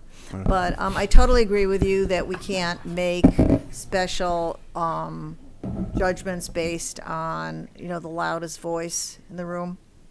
So thank you very much. Your next speaker is Brad Cornell, and he will be followed by Kalen Glenn. Good morning, Mr. Chair and Commissioners. Brad Cornell. I'm here on behalf of Audubon Western Everglades and Audubon, Florida. We're here to support an A-list ranking for this. And it is recommended as A-list. It's not a C-list property. It's A-list as recommended by the Conservation Collier Land Acquisition Advisory Committee. Its unique aspects are that it's part of a mosaic. And you've heard me speak of this before. The mosaic of ecological landscape is that it's functional for both hydrology and for panthers and for wading birds, because it sits in a larger landscape that is surrounded by conservation, Picayune Strand State Forest, and permanent conservation easements and mitigation lands, as you can see from that map. So that works. That's the way almost everything in Florida is, frankly. It's all a mosaic. We have built our farms, our ranches, our communities, and our wildlife corridors and wetlands, they're all mixed. And in that landscape, as long as we don't conflict too strongly with those ecological attributes, we can still harbor Florida panthers and wading birds and fire, which we talked about a lot at the last hearing. It's all in the Florida Wildlife Corridor, which the legislature has been investing heavily in. It's all wetlands, it's entirely hydric soils, and it would be worth the small effort to find out what the appraised value was and see what the landowner offers or responds to a negotiation. So you don't get that answer. You don't get those hard facts, as several commissioners have already pointed out, unless you go through with an A list and direction to negotiate. There's significant restoration opportunities, both for hydrology and for panther habitat and other listed species. And so for those reasons, even though it's not the usual landscape that we're targeting for Conservation Collier, because of its context surrounded by conservation, because it is a natural resource protection area, overlay and sending land, all those support this being a reasonable direction to negotiate and find out what the answer is going to be. That's the only way we're going to tell. Thank you. Your next speaker is Caitlin Glenn, and she'll be followed by Cody Davis. Good morning, Commissioner. Afternoon. No, good morning. Good morning, Commissioners. My name is Caitlin Glenn, and I'm actually a member on the Collier County Land Acquisition Committee. I don't think we have any other folks from our committee in the group. And so, yeah, just to try to read off my script a little bit more so than I have in the past, I just want to remember why this is being presented in front of you. So you all made a commitment or made the decision to continue the item known as Sable Palm Road Project, and now we're referring to it as Smiths, and you all made a commitment to at least explore whether this property could be a viable option for Conservation Collier. And so now that's why we're here today. It came before our committee, and we made recommendations that were within the lines of what you're mentioning, Chair Kowal, that we are going through that process. Sorry, I just butchered your name. It's within, like Brad mentioned, already existing conservation lands, and it's really important to try to keep it within the integrity of the system. And so, yeah, I know that you all have really mentioned about, the seller potentially not taking the appraisal, that we don't know what that amount is yet. And so just to remind you, we don't know what those numbers are, and we are doing our due diligence as a committee, and we hope that you will do the same in hearing our recommendations. Let me see. We also haven't explored a lot of the potential partner investment opportunities. I know that there was a lot of folks that came out to the hearing that day, and there's been a lot of conversation of folks saying whether at a state, federal, or even some of these other conservation organizations that they would be interested in supporting this project. We really haven't gotten to flush out those conversations, and I think you all approving this recommendation as an A project would open that door for further conversations to occur. So I hope that you take that recommendation, as well as we are really losing the opportunities to keep a lot of these sorts of projects within the larger existing conservation areas. You can see on the map that it is really important location-wise, and I would really hope that you consider it for not just big species like the panthers, but also for our natural resources within regions like this. Mr. Brad Cornell has covered quite a bit, but I truly hope that you'll take our recommendation seriously. We had a very lengthy discussion that you can see in our notes, and so if you do have any questions on why we went with an A recommendation, I really would encourage you to read those notes and maybe reach out to our chair as well. We do stand behind this, and thank you for your time today. Thank you. Your next speaker is Cody Davis. He'll be followed by Daniel Zagaric. Good morning. I largely agree with Commissioner McDaniel's points that he made. Commissioner Hall suggested this could be something like a bailout for the owner, and I disagree with that. I think if the owner is overconfident and you make a fair offer, I think that puts significant downward pressure on the price of the property, and I think that downward pressure drastically outweighs the basically de minimis cost of the initial phase. And it was mentioned that that cost is very low, only a couple $1,000s. If that's the case, I would be willing to cover that cost personally. And that's all. Thank you. Your next and final speaker on this item is Daniel Zagaric. Good morning, Commission Daniel Zagaric. I think about Collier Conservation a lot. I think those people work really hard to bring this stuff forward to you all, okay? I do have a little bit of problem with the government so often being the highest bidder on a piece of property and using taxpayer dollars to buy it. And I have a problem with not always knowing who's involved because I don't know how hard you work behind the scenes. It's because we're talking about this doesn't make the property any more or less valuable. Because you're grinding on it and spending all your county commissioner time on it, it doesn't make the property any more valuable. Talked to a gentleman last week from Polk County. He said, you can make a piece of property the way this property is right now. You can take an orange grove and do X, Y, and Z to it, and that's what you're gonna have. You're gonna have that piece of property that, in our instance, catches on fire, health, safety, welfare. I think I would be happy if 4 of your hours were spent out of the 6.5 on health, safety, and welfare, because that's really what your JOB is. You know, you're not private business people. You're not walking in reporting to a CEO about how you're spending his money. You're supposed to take care of 400,000 people, right, Dan? And how their money is spent, their tax dollars.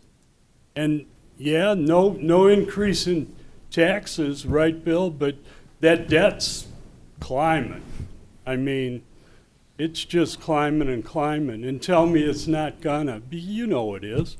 But, you know, 'cause you're grinding on it doesn't make it any more valuable. Thank you. That concludes our public comment. Okay. Just to clarify, the 6.5 hours was a hearing with the 120 public speakers we had in this room in reference to the land change code for that particular property. It was, can you do me a favor? Was there a slide that showed as what this property can be used for as of right now, the way it's zoned for? Wasn't there a slide that was other? Because I know we've had Mr. Cornell and, like I said, the 120 some speakers that came during that meeting that took us 6.5 hours to get through. Mr. Chairman? I'm So sorry, Mr. Chairman. I'm sorry to interrupt, but I just had a thought, and I'd like to ask the county attorney a question, because I think it bears on everything that we're doing. If you don't mind, I apologize for that. Well, go ahead. We have a pending zoning petition on this piece of property. It's been continued, it hasn't been voted on. And we're now having a discussion concerning the potential for us to look at this as a piece of property that we could acquire. We've had one speaker talk about how this, moving forward with this, would put downward pressure on the seller in terms of what the property is worth. And I guess my question is, you know, we never voted to take a look at this property from an environmental standpoint. The only thing we voted on was to continue the petition. We all talked about how this would be a nice piece of property for acquisition, potentially. We took no official action. We're now being asked to take official action in that regard. And the question I have for the county attorney is that, because I would anticipate litigation coming out of this before it's all over with. Because we are $22 million separate on what we think the property may be worth and what the seller thinks it may be worth based on the potential use of this. So, Mr. Klaskow, are we marching down a little bit of a dangerous path here in terms of what could result in some litigation? At this point in time, no. If I could add on to that, the owner did actually apply to the program. Oh, I didn't know that. Yes, they applied at the beginning of March. Okay. So you would be here regardless. Okay, because I thought from what the chairman had said that they weren't following that protocol. No, I'm not saying they participate, they get, you get a letter and you can participate. Yeah. I'm talking about the protocol when they're brought to us after everything's done and the staff ranks them. This was ranked a C. As much as people won't keep saying at the podium, it's an A, this was ranked a C. In our protocol and what the boundaries of how this works as of today, this is a C. And my opinion, what I was trying to say is, if we didn't know we had 6.5 hours of the public comments and everything we did in the past on this particular piece of property, if this was just a letter that went out to the owner and the owner says, I want to participate, this would have been on a C in one of our agendas in the future, in the past, and we never even looked at it. We never would even took a vote on it. Right. But now, because of public pressure and other things that are going on, we're taking a second look, and we have our advisory committee, which I don't know their record on where they rate properties. Are they a 99% A, even though when they actually go through the motions, it becomes a B or a C? I don't know that. I don't know that fact, where they stand on that. But the reality is, that's what I was referring to. And the only thing I was referring to, because of public comments up here, is I just wanted to see, if nobody did nothing right now, and we didn't rezone this, did nothing at all, what could this person sell this property for? And I just wanted to see this list on here of things that he could sell it for. If we don't buy it, because in the past, and I know Commissioner LaCastro was kind of like tasked to get with the owner's attorneys, get with Mr. Cornell, I don't know if he's still here, and these other organizations, because they stood at these podiums for 6.5 hours telling us how there's 5 or 6 different options, and there's other nonprofit organizations that would be more than willing to step up and purchase this property for the value of the property, because how it's so important to preserve. And I don't know if Commissioner LaCastro wants to comment on it or not, but I don't remember anybody coming forward, and now they're trying to get the government to buy it. The same people said there's several other people willing to buy it through their organizations. And now we're here being brought before us, and their option is have the government buy it. And I don't, I'm not in that position. If it doesn't qualify, it doesn't qualify. I'm sorry. That's all. That's my position, and that's the way I stand. But you can go ahead, and I got 3 commissioners lit up. Mr. McDaniel. Thank you, Mr. Chair. Mr. Kowal. I pronounced his name correctly. Nobody usually does. No, they don't. It's like McDaniels. We know this is a farm. We know there are going to be hydrocarbons found at the fuel stations, because farmers, when they're filling their tractors, spill fuel. Those are hydrocarbons. It's not scary. It has to be remediated. We know there are chemicals that have been used in the ongoing Orange Grove operations. Those are sufficient contaminants that usually stay in the upper level. It's really important that we give consideration to the hydrological, did I say it properly? The hydrological benefits that can be associated with the remediation here. Hydrological benefits include a retention detention pond, expansion of it. We know there's huge flows, Commissioner Saunders. There's huge flows coming from the north from other subdivisions that are up there. We know the developer appropriated enormous amounts of land for the hydrological benefits of the dispersal of those waters coming off those developments to the north.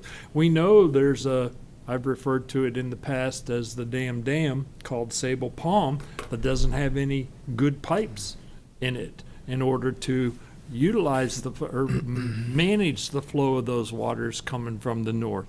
So I really think we're shorting ourselves. And Commissioner Kowal, I don't disagree with you. A C's a C and an A's an A, and one way or the other, I think we're really shorting ourselves if we don't take one more step and actually do. And Cody, it's nice for you to agree to offer up the money for the study for the phase 1, but I don't think we can do that. It gets cumbersome when we start taking in private money to perform studies on a potential piece of property. But be that as it may, Commissioner Cowell. I agree with you 100%. Common sense, fiscal responsibility. The government isn't here to bail anybody out. We have to consider the aggregate value, and it's tough. It's really, really tough when you start adding in ecological value to an acquisition. Put the green map up, please. That, one more, there you go. When we start adding in the ecological value to a hole in the donut, and it's, the hole's off center a little bit with regard to this particular site, but there is an enormous amount of value in us exploring this to the next step. By no means will I support a bailout of the government and expenditure of the taxpayers' money. Won't do it. Won't do it. But we can't make that economic decision without data. Data is the key to success. I don't care what kind of decisions we're in fact making. The weeds are talking. We know there's a fairly large disparity between what the seller theoretically wants and or will accept and what Conservation Collier may or may not appraise it for. Those we can't make those decisions without data. And I think, yes, C's a C and it's not an A under the current system underneath the Conservation Collier ordinance as it stands today, but this board's already decided that we shouldn't really be ranking these things that way. It needs to be done in a different methodology. And so I really think with the proper data, we have the capacity to make an informed decisions up or down on this particular piece of property. Mr. LaCastro. Thank you, Chairman. I'm going to put my bottom line first and just say that I'm going to make a motion that we recommend what's being offered in 11B, that we move forward with a very small investment to give us, as Commissioner McDaniel says, the data. I think accepting this recommendation isn't the government buying the property. I mean, there again, I think we need to slow down the conversation a little bit. We're just trying to get the data so that if down the road also something is challenged, we're sitting on a more concrete position. I can appreciate what the other commissioners are saying, but you can say, oh, we're here because of public pressure. No, we're here because of public comment. I mean, we're here to represent constituents. So if 1,000 people stand at that podium and yell at us for 6 hours, 12 hours, 15 hours, that's part of our job, as was said at the podium. I'm not saying that I love it at times, but also too, citizens are here to be heard.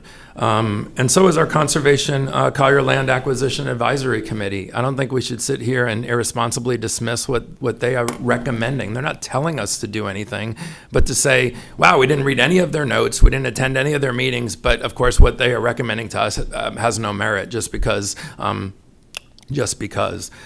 I support this recommendation. I don't think we were grinding anything. So the one speaker had said, the reason we were here for 6 hours, and maybe Commissioner Cole had mentioned that, was because we had so many public speakers. But that's also part of our job. We can't dismiss them because we say, oh, we already know what you're going to say, and we all disagree with it. Part of our job is to sit here and listen to our constituents who we're here to represent, whether we agree or disagree, and hear them out. And sometimes that does change our position, and sometimes it does take 6 hours. We've been in this room a lot longer for other things as well. I don't think we're doing anything over the top to accept this recommendation to move forward to give us some more data. I think our position would be weakened if during some possible future litigation or further discussion on this piece of property, we haven't done our full due diligence. We haven't at least listened or considered the recommendation of the Land Acquisition Advisory Committee. And I don't want to be in that weakened position saying, we guessed and we heard things through the grapevine and we decided that it wasn't worth, a couple of $1,000s. If we've not done our full due diligence to formally and fully get the analysis, the data, and which is basically what this recommendation would give us, instead of just guesswork. And I think a couple thousand dollars is what we're basically being recommended here. I think some of the conversation is jumping to step 10, which may or may not even happen, but it would give us the formal data, and it would strengthen our future discussions on this piece of property, and help with our decision process down the road, or any litigation or any further other options that might come forward. I don't think any of us wants to overpay for this piece of property. So we'll see what the if this recommendation gets approved, and I'm making the motion that we do approve this recommendation, which is just one small next step, and the appraisal comes back for an amount that the landowner isn't acceptable to them, then it's not a matter of the county not wanting to save this property or invest in this property or think it's valuable. It's a matter of us saying we're not going to overpay for it. And I think with the data in hand from an actual formal appraisal, we're in a much stronger position to say we did our full due diligence, and it really puts the onus back on the landowner to say, listen, we made you an offer, we did everything humanly possible, we invested a small amount of money to give us the exact data instead of guesswork, and take it or leave it, it's all we can do. And I think it is worth the investment. So unless anybody else is lit up, I'll make the motion that we accept this recommendation and move forward with what I consider a very small but important next step to give us the data and the formal facts on this piece of property and what the options possibly could be. And we're not voting on any of those options, but I certainly don't want to guess on what those could be. So I make the motion to accept this recommendation. I still have a commissioner speak. I just got a quick question for Mrs. Cook. And I'd like to preference that, we did listen to those speakers and we did not give that owner a rezone. So, whatever was said that day, it ended in a certain way for that particular agenda item that the owner did not get his rezone, and that's, I guess, why we're here today. But, Mr. Cook, real quick, when we do get the A-list, are these few $1,000s always spent ahead of time for those A-list items when we get them to us? When you rank a property, whether it's when you rank it on the A list, after that point we do the appraisals. This property would require 2 appraisals because it'll value over $500,000. At that time, if we need any phase 1 assessments because of previous activities on the property, we do it at that time too. So that way, if we do bring you back a purchase agreement, we can let you know that perhaps a phase 2 or remediation is needed. To one of the speakers' comments earlier, remediation is typically done by the seller and has to be done prior to the final closing. Okay. So what you're saying, I just want to clarify. So what you're saying is when you bring us that A-list and we say nay or yay on certain items on it, because we don't always vote on all the A-list items. There's times we haven't voted to purchase something. That's when it kicks in the process of this additional couple $1,000s, the assessment, things of that nature. So what we're asking today is to take a C property that you've ranked a C property, paying the money up front just to make it to the A list. Correct. Which typically we wouldn't do. Correct. Is that what you're saying? Okay. Mr. Saunders. And how much was that number? Appraisals are anywhere from $2,200 to $2,500 typically, so about $5,000 for appraisals and then a couple thousand more for the phase 1 assessment.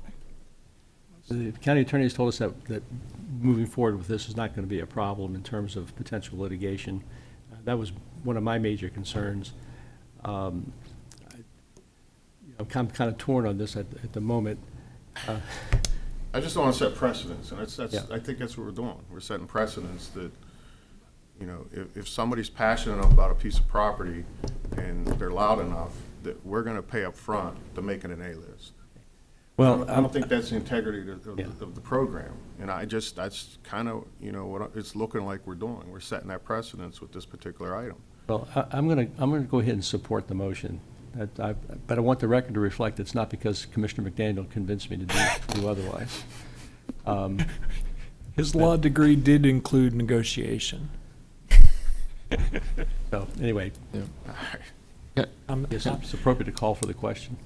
I'll second it. All right, so Commissioner Castro, you like? Yeah, I just want to You already clarify made one the thing. motion, I understand that it was on the C list, but Ms. Cook, correct me if I'm wrong, we have somebody here from the Conservation Collier Land Acquisition Advisory Committee. They took another look or a deeper look, and they're recommending that, or they disagree that it should be on the C list. And whether we agree that it should be on the A or C, there was some deep discussion, if you did read their notes, that with their due diligence, they maybe the argument could be made, maybe it's somewhere in the middle, but it was on C, it still is on C, but we have a committee that, and if we don't value their opinion, then we should put new people on the committee. And I'm not saying that we should also feel that our arms are twisted because our advisory committee made a recommendation, but let's not leave that piece out. So it's on, I mean, correct me if I'm wrong, so it was on C.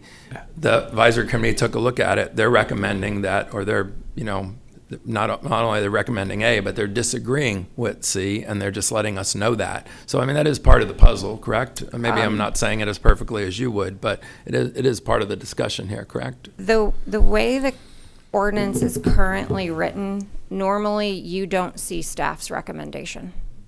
Normally it is just the clock recommendation that you see. That's a conversation I've had with Mr. French as we've looked at Commissioner McDaniel's requests for rewriting the ordinance.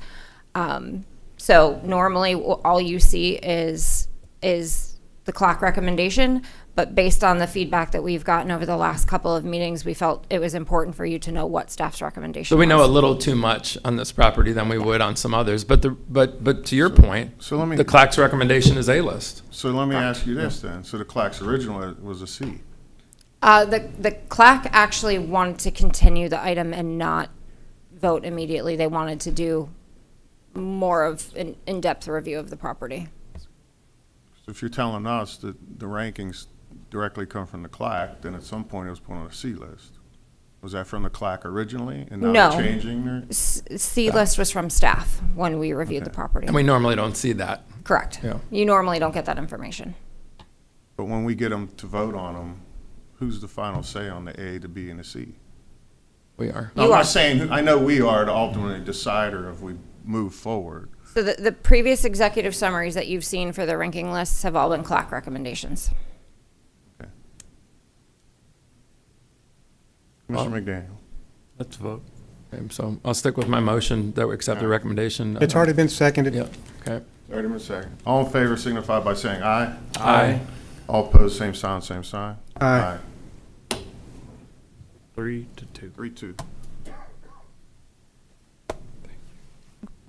Commissioners, I think it's time for our court reporter break. Are you tired of writing down my misspoken words? You're what causes us to grind. Come back at 11:18.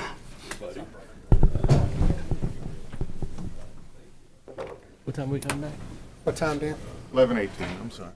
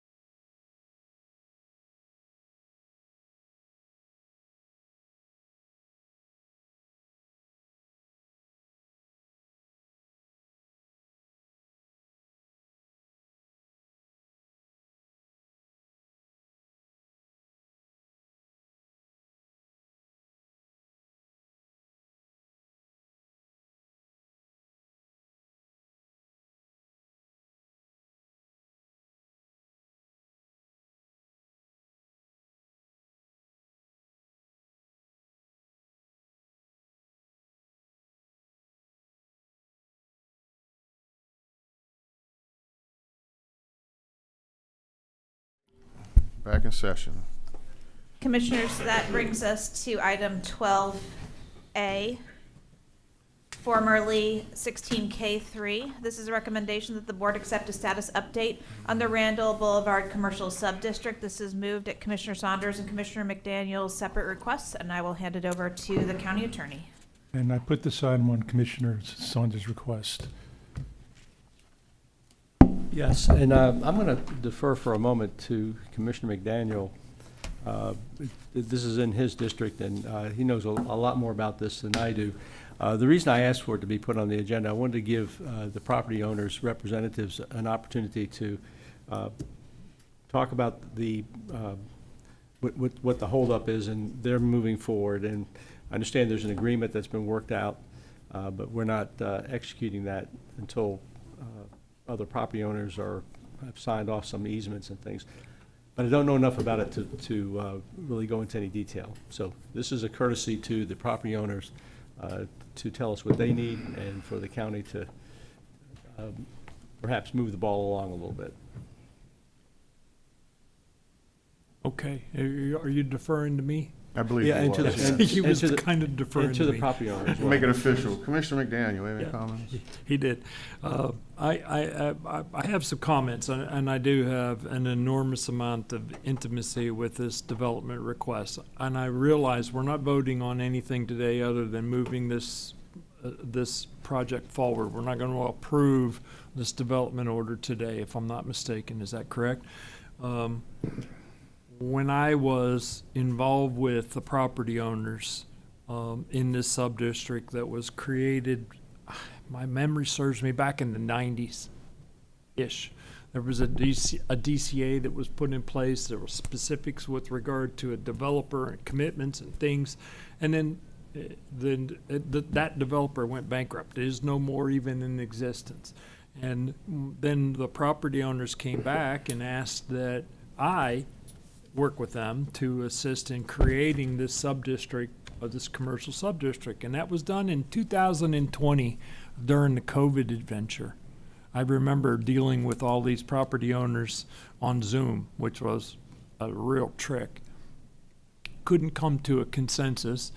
Then they went off on their own, brought Mr. Dickman back in to try to come to some resolution with regard to the utilization of these properties other than the 2 1/4 acre current zoning that exists in the estates. They don't have a development order. They have made certain commitments and promises to be fulfilled. I will say out loud, there was not our favorite statute called Live Local in existence at the time when we were talking about this. I will say out loud that there wasn't a residential component at all with their previous requests, to my knowledge. I mean, I'm dealing with 6 years of things stirring around in my brain, but there is a residential component with this. There is the capacity for Live Local conversion once you go to commercial. There isn't already an existent switch from C3 to 16 units an acre once the zoning bequeath is granted. So caution is to say out loud, based upon our current infrastructure, we really don't have the capacity to support a far more densely residential development there. So with that, I think the owner's rep is here, and if you'd like to say a few words or no, you're welcome to. Mr. Chair, I have speaker slips for these gentlemen, but however you want to do it. He put a speaker. Yeah. Did you put a speaker Yes. slip in? Yes. Okay. So we'll go ahead and start with the. Okay, Andrew Dickman will be sorry, followed by one Matthew second. McConnell. And Mr. Chairman, I'd like for them not to be limited to 3 minutes. This Yeah. is going to take more than 3 minutes for them to explain what. We can, You mean they as really a are the- representative of the petition? Yeah, they are the representatives of the petitioner or the entities that would be involved in this agreement. So it's really their interest to have some time to explain this, not as a public speaker. Okay. I We'll go agree. ahead and hear from the petition first, and then we'll go ahead and go to public speakers right after. Thank you. These are our I public think our- speakers, yeah. is what I'm saying. I understand, I understand. He's just not limited to 3 minutes. Thank you, Chair Kowal and Commissioner. Matthew McConnell, Dickman Law Firm. So I'm not here in the capacity as a petitioner. I'm just here as we represent the Randall Boulevard Land Trust, the trust that comprises roughly 28 of the 52 acres in the commercial subdistrict. When you take into consideration the property that the county owns, the forestry building, and Track 72, which I believe they bought, you're talking about the county and the trust owning roughly 35 of the 52 total acres in the sub-district, which is quite a bit. Ultimately, I'm here to ask for one question or one request of commission, and that is simply to direct your very intelligent planning staff to initiate the GMP amendment, which will allow my clients to revamp their PUD. Your timeline is pretty accurate, Commissioner McDaniels. I personally have been working this case for 9 years, since 2017, on and off, and it's all been around the same request. You know, you have this development agreement that's tied to all the properties. Ultimately, we initiated our PUD, which was strictly commercial at that point, but we kept getting kickback from staff asking questions about the development agreement. What are you going to do with this? What are you going to do with the entitlements? Because there's land swaps, there's new fire stations, there's just a bunch of things related to the commercial sub-district that each party was required to do. So then ultimately the parties had a quasi-mediation, if you will, in county building, 2022. Fire district was there, a lot of the property owners were there, and obviously my client was there, and Jeff and Sally and everyone was there. And we came to what we believed was an agreement, which was the county would initiate the GMP. And I think it's important, I don't know if there's an overhead, but may I use it? I just kind of want to put in perspective the amount of property we're talking about when it comes to the commercial sub-district, because I think it's important.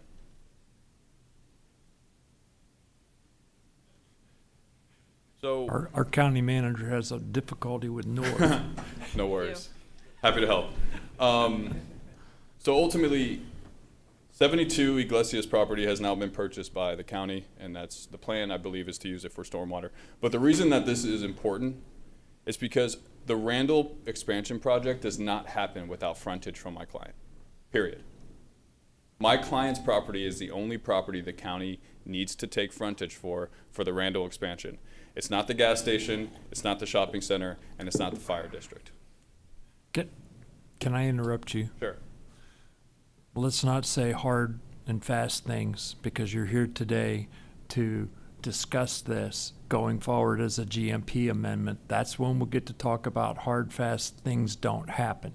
Because you know, in the real world, things can happen. Okay. Okay?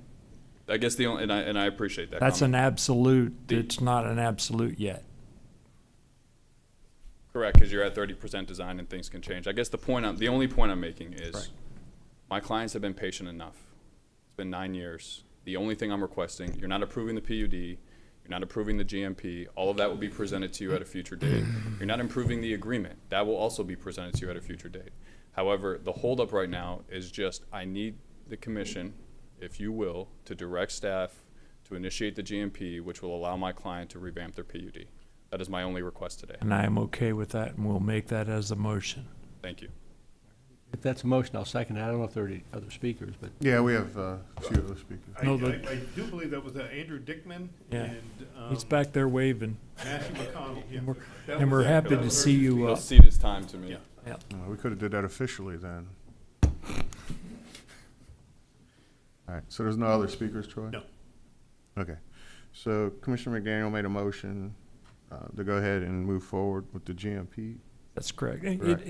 And here, very similarly, this allows us to see all of the data, the proposition of the property owners, the sub-district, the contributions of right-of-way potential, and so on and so forth. There has to be, there's a lot to this that we're not talking about right now, no requisite to. We get to see all that once we initiate this process. Okay, and Commissioner Saunders second that? Yes, we did. Okay, so we have a motion and a second. All in favor signify by saying aye. Aye. All opposed, same sound, same sign. All right, it passes. Thank you. Commissioners, that brings us to item 15, Staff and Commission General Communications. Item 15A is public comments on general topics not on the current or future agenda by individuals not already heard during previous public comments in this meeting. We have no other comment at this time. Item 15B, staff project updates. We have none this time. And item 15C is staff and commission general communications. I do have one. We've been working with your aides on the tourism privatization workshop. It is scheduled now in this boardroom on Tuesday, June 30th, starting at 1 p.m. It will feature a presentation by the Tourism Community Steering Committee covering specific operational aspects of privatization, including the board's request to address concerns of potential fraud and best practices. So that it should be on all of your calendars now. That is all I have. County Attorney. I have nothing, thank you. Commissioners. Commissioner Saunders. Thank you. I have nothing to add. Thank you, Mr. Chairman. Commissioner Hall. Thank you. I got a couple, just three things I want to ask about. If y'all remember when, a month or so ago, we had some people on Y'all Road where there were some environmental issues with their dust. And EPA, we asked them to get a hold of Rep. Benaroach and get the EPA involved. Well, the EPA did get involved, and there was some violations, and they're getting that straightened out. But it got me to thinking, and instead of relying on the state, I wanted to initiate the authority where we could monitor that. So I got to looking at that, and long story short, in order to do that and have the local authority, we would have to basically create a local bureaucracy called air pollution control. We would have to fund it in our budget. The state, we're still subject to the state. They still have to sign off on everything we do. We just have to pay for it. So I didn't want to create a bureaucracy. And I think mainly what we decided would be best is if we get environmental issues like that in our districts, because we usually hear about it, Commissioner, what are you going to do? I think if we would be proactive in getting staff to reach out to the state as well as us reaching out to the state and just be a little bit more proactive, as that's our plan of action and that's our fastest action, I think that that would be beneficial to not only us but the people that we serve. The other thing was, when are we going to get Collier TV back on? Soon. I can speak to that. I think Mr. Mullins has taken that over. We have, about 2 months ago, they developed a problem with their fiber optic transmitter that sends our signal from here to their facility, their head-end facility. They acknowledged it was their problem, and they've just been really dragging their feet on it. And I think John can expand on the rest of that. And part of it is John Mullins, your Director of Communications, Government and Public Affairs. Part of this is we're being held hostage. There is a situation that Troy just mentioned, and out of the blue, we have received an invoice looking for us to enter into a 5-year agreement to the tune of $30,000 to have Channel 97 on Comcast. So I have sent some clarifications back to Comcast in regards to that offer. We have not heard back. Fair enough. I have nothing else. Commissioner Casher. Yeah, thank you, Chairman. I got a couple things. First off, just for citizen information, if they're watching, the commissioners, we're all going to make a trip to Washington, D.C., as we normally do every year, next week. Some very valuable things. So ahead of time, I want to thank John Mullins and Bridget and the whole team that are putting our trip together. It's trips like that were very influential in us getting federal dollars for the Veterans Nursing Home and lots of other help. And I'll also add that, just yesterday, Congressman Diaz-Balart was in town handing out some multi-million-dollar checks, one in this room, one to the Collier County Sheriff's office. And that's a big lift. And so I don't want to steal anybody else's thunder, but I thought it was worth mentioning that when we meet with him in DC, I'll just speak for myself. I'm always so impressed that he doesn't just sit there and say we have to vote Republican, whatever the president says, and we have to be conservative. That's great. That's the political piece. But I'll say I don't know him very well, never been over his house, don't play golf with him, didn't grow up with him here in Collier County. But that is one congressman that works hard for us and brings back investment to our part of Florida, and it shows, and I think we're all very appreciative. And so yesterday was a good day for our county, for him bringing us some federal dollars that are going to help with some big projects. A couple of us were talking to our sheriff, Sheriff Ramboss, last night at an event, and he had a program for a big specialized vehicle upgrade for our Collier County Sheriff's Office, which would not be possible without the federal dollars that Congressman Diaz-Balart and his team brought us. So big kudos to him.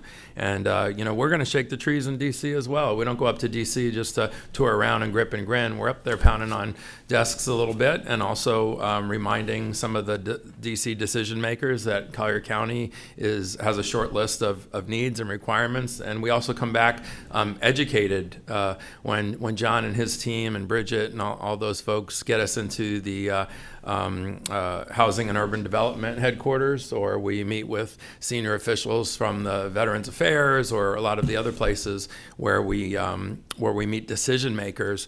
Not only are they really impressed that senior leadership from Collier County took the time to come up there and meet them face to face, but we come back with a deeper understanding of what's going on, better ideas on how we can maybe leverage certain offices and people up in DC for the good of our county. And also, too, we feed them with plenty of information about what is on our short list here in Collier County. So it sort of all comes full circle. And yesterday, getting some money that Congressman Diaz-Balart shook some trees for was the benefit of all that. So while our DC elected officials are pushing, we're down here pulling, and I think we've saw the positive result of that. Lastly, and this was something I sort of pre-coordinated with our county manager, but y'all remember about a month or so ago, I made a motion that we do what I call an operations assessment of the sports complex. Our staff has done an unbelievable job doing a deep dive into exactly what we directed, which is, hey, we just want a report card. We're taking a look at maybe expanding the field, spending some more money, but besides that, we've got a professional soccer team that had an unbelievable first year. And how was the fan experience? How has the utilization of the fields been going? How has the maintenance been going? And all of that to give us a good feedback.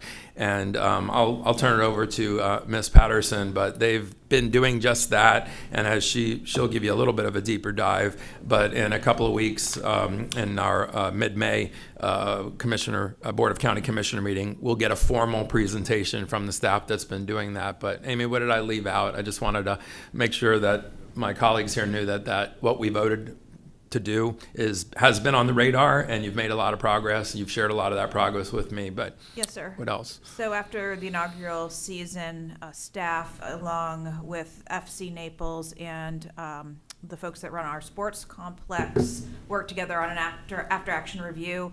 It was completed and distributed in April. We will be, as Commissioner LaCastro said, we will be bringing that to the board in May.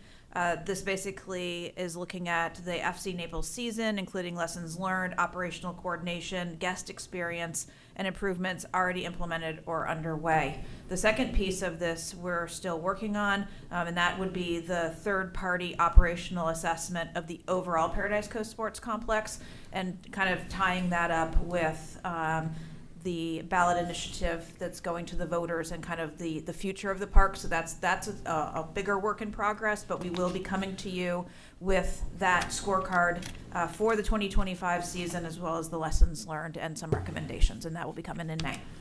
Thank you. That's all. Thank you. Mr. McDaniel. Yes, sir. I number one, I want to say a thank you. You know, we attended a very special evening last night, the three of us, for the honoring of our officers who have given the ultimate to keep our community safe. And you all know my mother watches what's going on. And when that camera swings over there, there's an officer standing behind the podium. And my mother complimented you today, sir. She was like, you know, that officer that stands behind those speakers over there, he doesn't watch what's going on in there. He's out there looking out for you and on behalf of our safety. And all of our security officers, there's another one back there in an unmarked, and another one back here in a marked, and others that are on the perimeter that we don't even necessarily know about. So my mother and I thank you for doing your job and doing what you do for us. That's coming from my heart. I have an ask for my colleagues here on the board. There's an issue going on with Collier County, and a deficiency within our systems, another deficiency with regard to the permitting associated with driving ranges.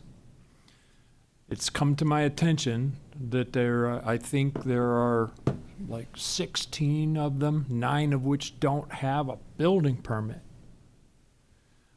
There is a GMP amendment that is coming through, or an ordinance that's coming through that's been to DSAC. It will ultimately come to the Planning Commission, and it will ultimately get to us. But I've been told that so my ask is there's 9 of them that I think I know about that don't have a building permit, largely due to the fact we don't have a code associated with the wrapping around the parameters of driving range and the fencing that's associated with it.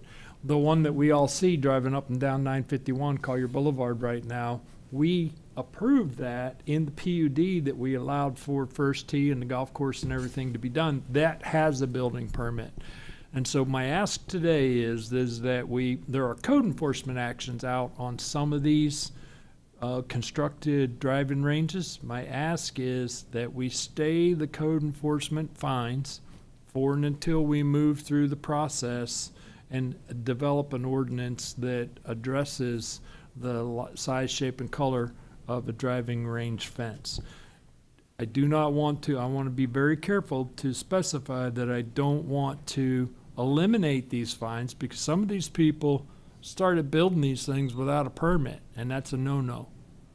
And so they readily admit to that. But I would like to minimally stay because once you get in trouble with code enforcement, whatever the fine is per day, it just racks up as it goes along. And I think that now that we're into a semblance of order with regard to the potentiality of an ordinance, that a proper thing would be to stay those ongoing, continuing fines for until we hear it. Commissioner Hall. Thank you. In reference to that, one of those is in Quail Creek. They lost their trees during the hurricane, and I think the zoned height for those things is 35 feet. Well, they've put them up there at 65 or 70 feet. And there's poles in the ground, and they're loose, and they're not even secured. And it's a major concern to our homeowners, and I agree with that concern. I don't mind, and they are under code enforcement, and the money's racking up. I don't mind staying it, right. But I have full intentions for them to pay every dime that they've accrued so far, because they knew that they were doing wrong, and they've been caught. They've admitted it, but they're not willing to take the poles down. They're not willing to do anything other than waiting on some DSAC committee that says, oh, in the name of safety, we need to go ahead and raise that height in case somebody gets hit on the noggin by a golf ball. Not in that case. I'm not going to support that. And I'm not asking you to support it. No, I get that. I'm just saying. We're all looking at, and I hear the same thing. Yeah. I just want you to know from it, the request is stay the continuing fines racking up, and then we'll deal with the individual ones as we come along. Totally agree with that. I just want my friends at Quail Creek to know I got their back on this one. Okay. I agree. Did I say anything off kilter? A lot of Mr. people Finch? migrating up towards the podium. I'm not done yet, huh? What did you say? I said we got a few people migrating up to the podium. Yeah, I see them. That's why I was saying Good morning, Commissioners. For the record, my name is Jamie French. I'm your Growth Management and Community Development Department Head. At the pleasure of the board, we do have 2 active code enforcement cases. And the Quail Creek, and I won't really speak of the cases because they are ongoing, and we would respectfully request that we allow it to run that process. However, they have demonstrated from their engineering that the poles are secure, not permitted, but they certainly are secure, especially as we start to creep in or go into our current hurricane season. This was discussed at your Development Services Advisory Committee, where they took a motion of no vote on both of the growth management or both of the LDC, private LDC initiatives. So that will be going to the Planning Commission, and then it will find its way to you. The code enforcement actions are currently under stay. The way we operate with code enforcement is that we work towards resolution, and in the event that that fails, they would be required within a certain amount of time to remove those. So we will look at this at both the contractor installing those poles without permits. That's where we would bring in the Department of Professional and Regulatory Services, the DPBR, and then we would also look at code enforcement. Not right now. We'll get to all that when we get to all that. Right now, the code enforcement fines can be stayed, and that's all we're looking for Yes, right sir. now. We'll look at the rest of the process as we come forward. Yes, sir. Thank you. Just want to give you an update. Thank you. Sir? They're not going to accumulate any longer after today. The fines that they have. They have to abide by the ills that has transpired so far and pay accordingly. But for now, the fines are stayed as of today. I have a really important thing that I'd like to share. Commissioner LaCastro, he and I were arguing about who should have went first before, and he got called upon first. Holding that. That's supposed to be in the bank. It's a prop. Yes. Take it.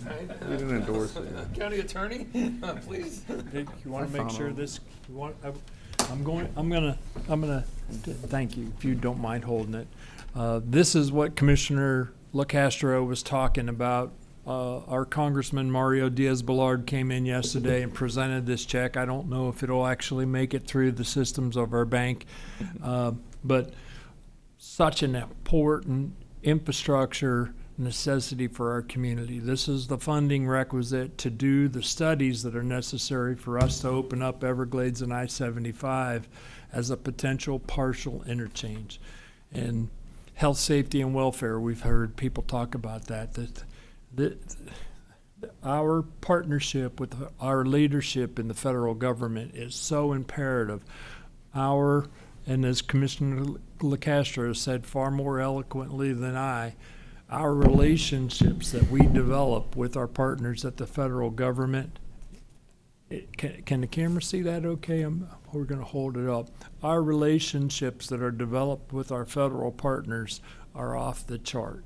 And I can't say thank you enough for the residents of all of Collier County. And what was the second check he presented? How much? 2 million, as well as the sheriff? Separate check?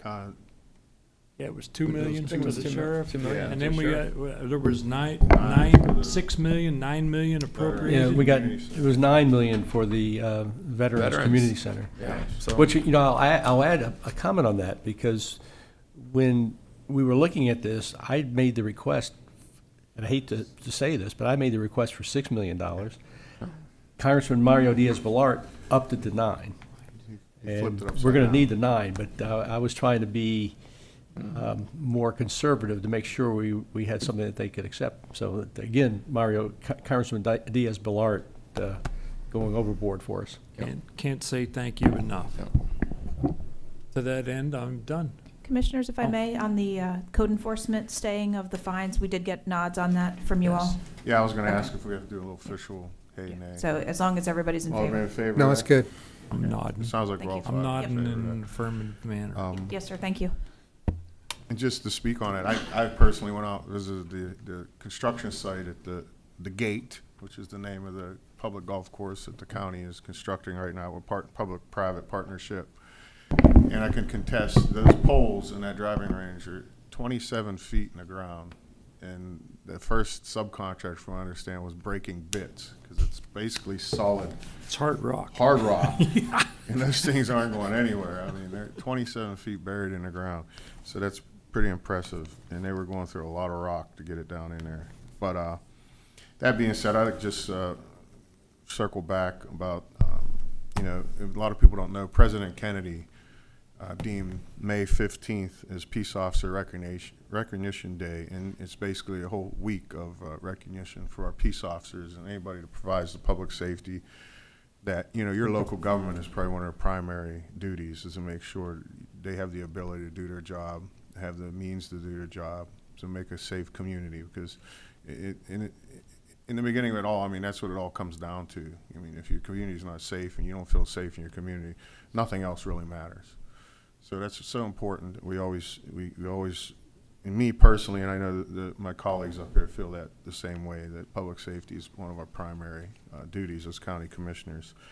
And, you know, a lot of people don't know that I think this year they'll add 300 or so names to the wall in Washington, D.C., the granite wall up there that recognizes the fallen officers from this country. And I think it'll bring the total up to about 24,000 names this year. So just kind of wrap your head around that, since they've been keeping the statistics. And that's a lot of people that gave the ultimate sacrifice to protect the citizens of this country. So that being said, I hope everybody has a wonderful couple weeks. We'll be back here in 2 weeks. Thank you. Thank you.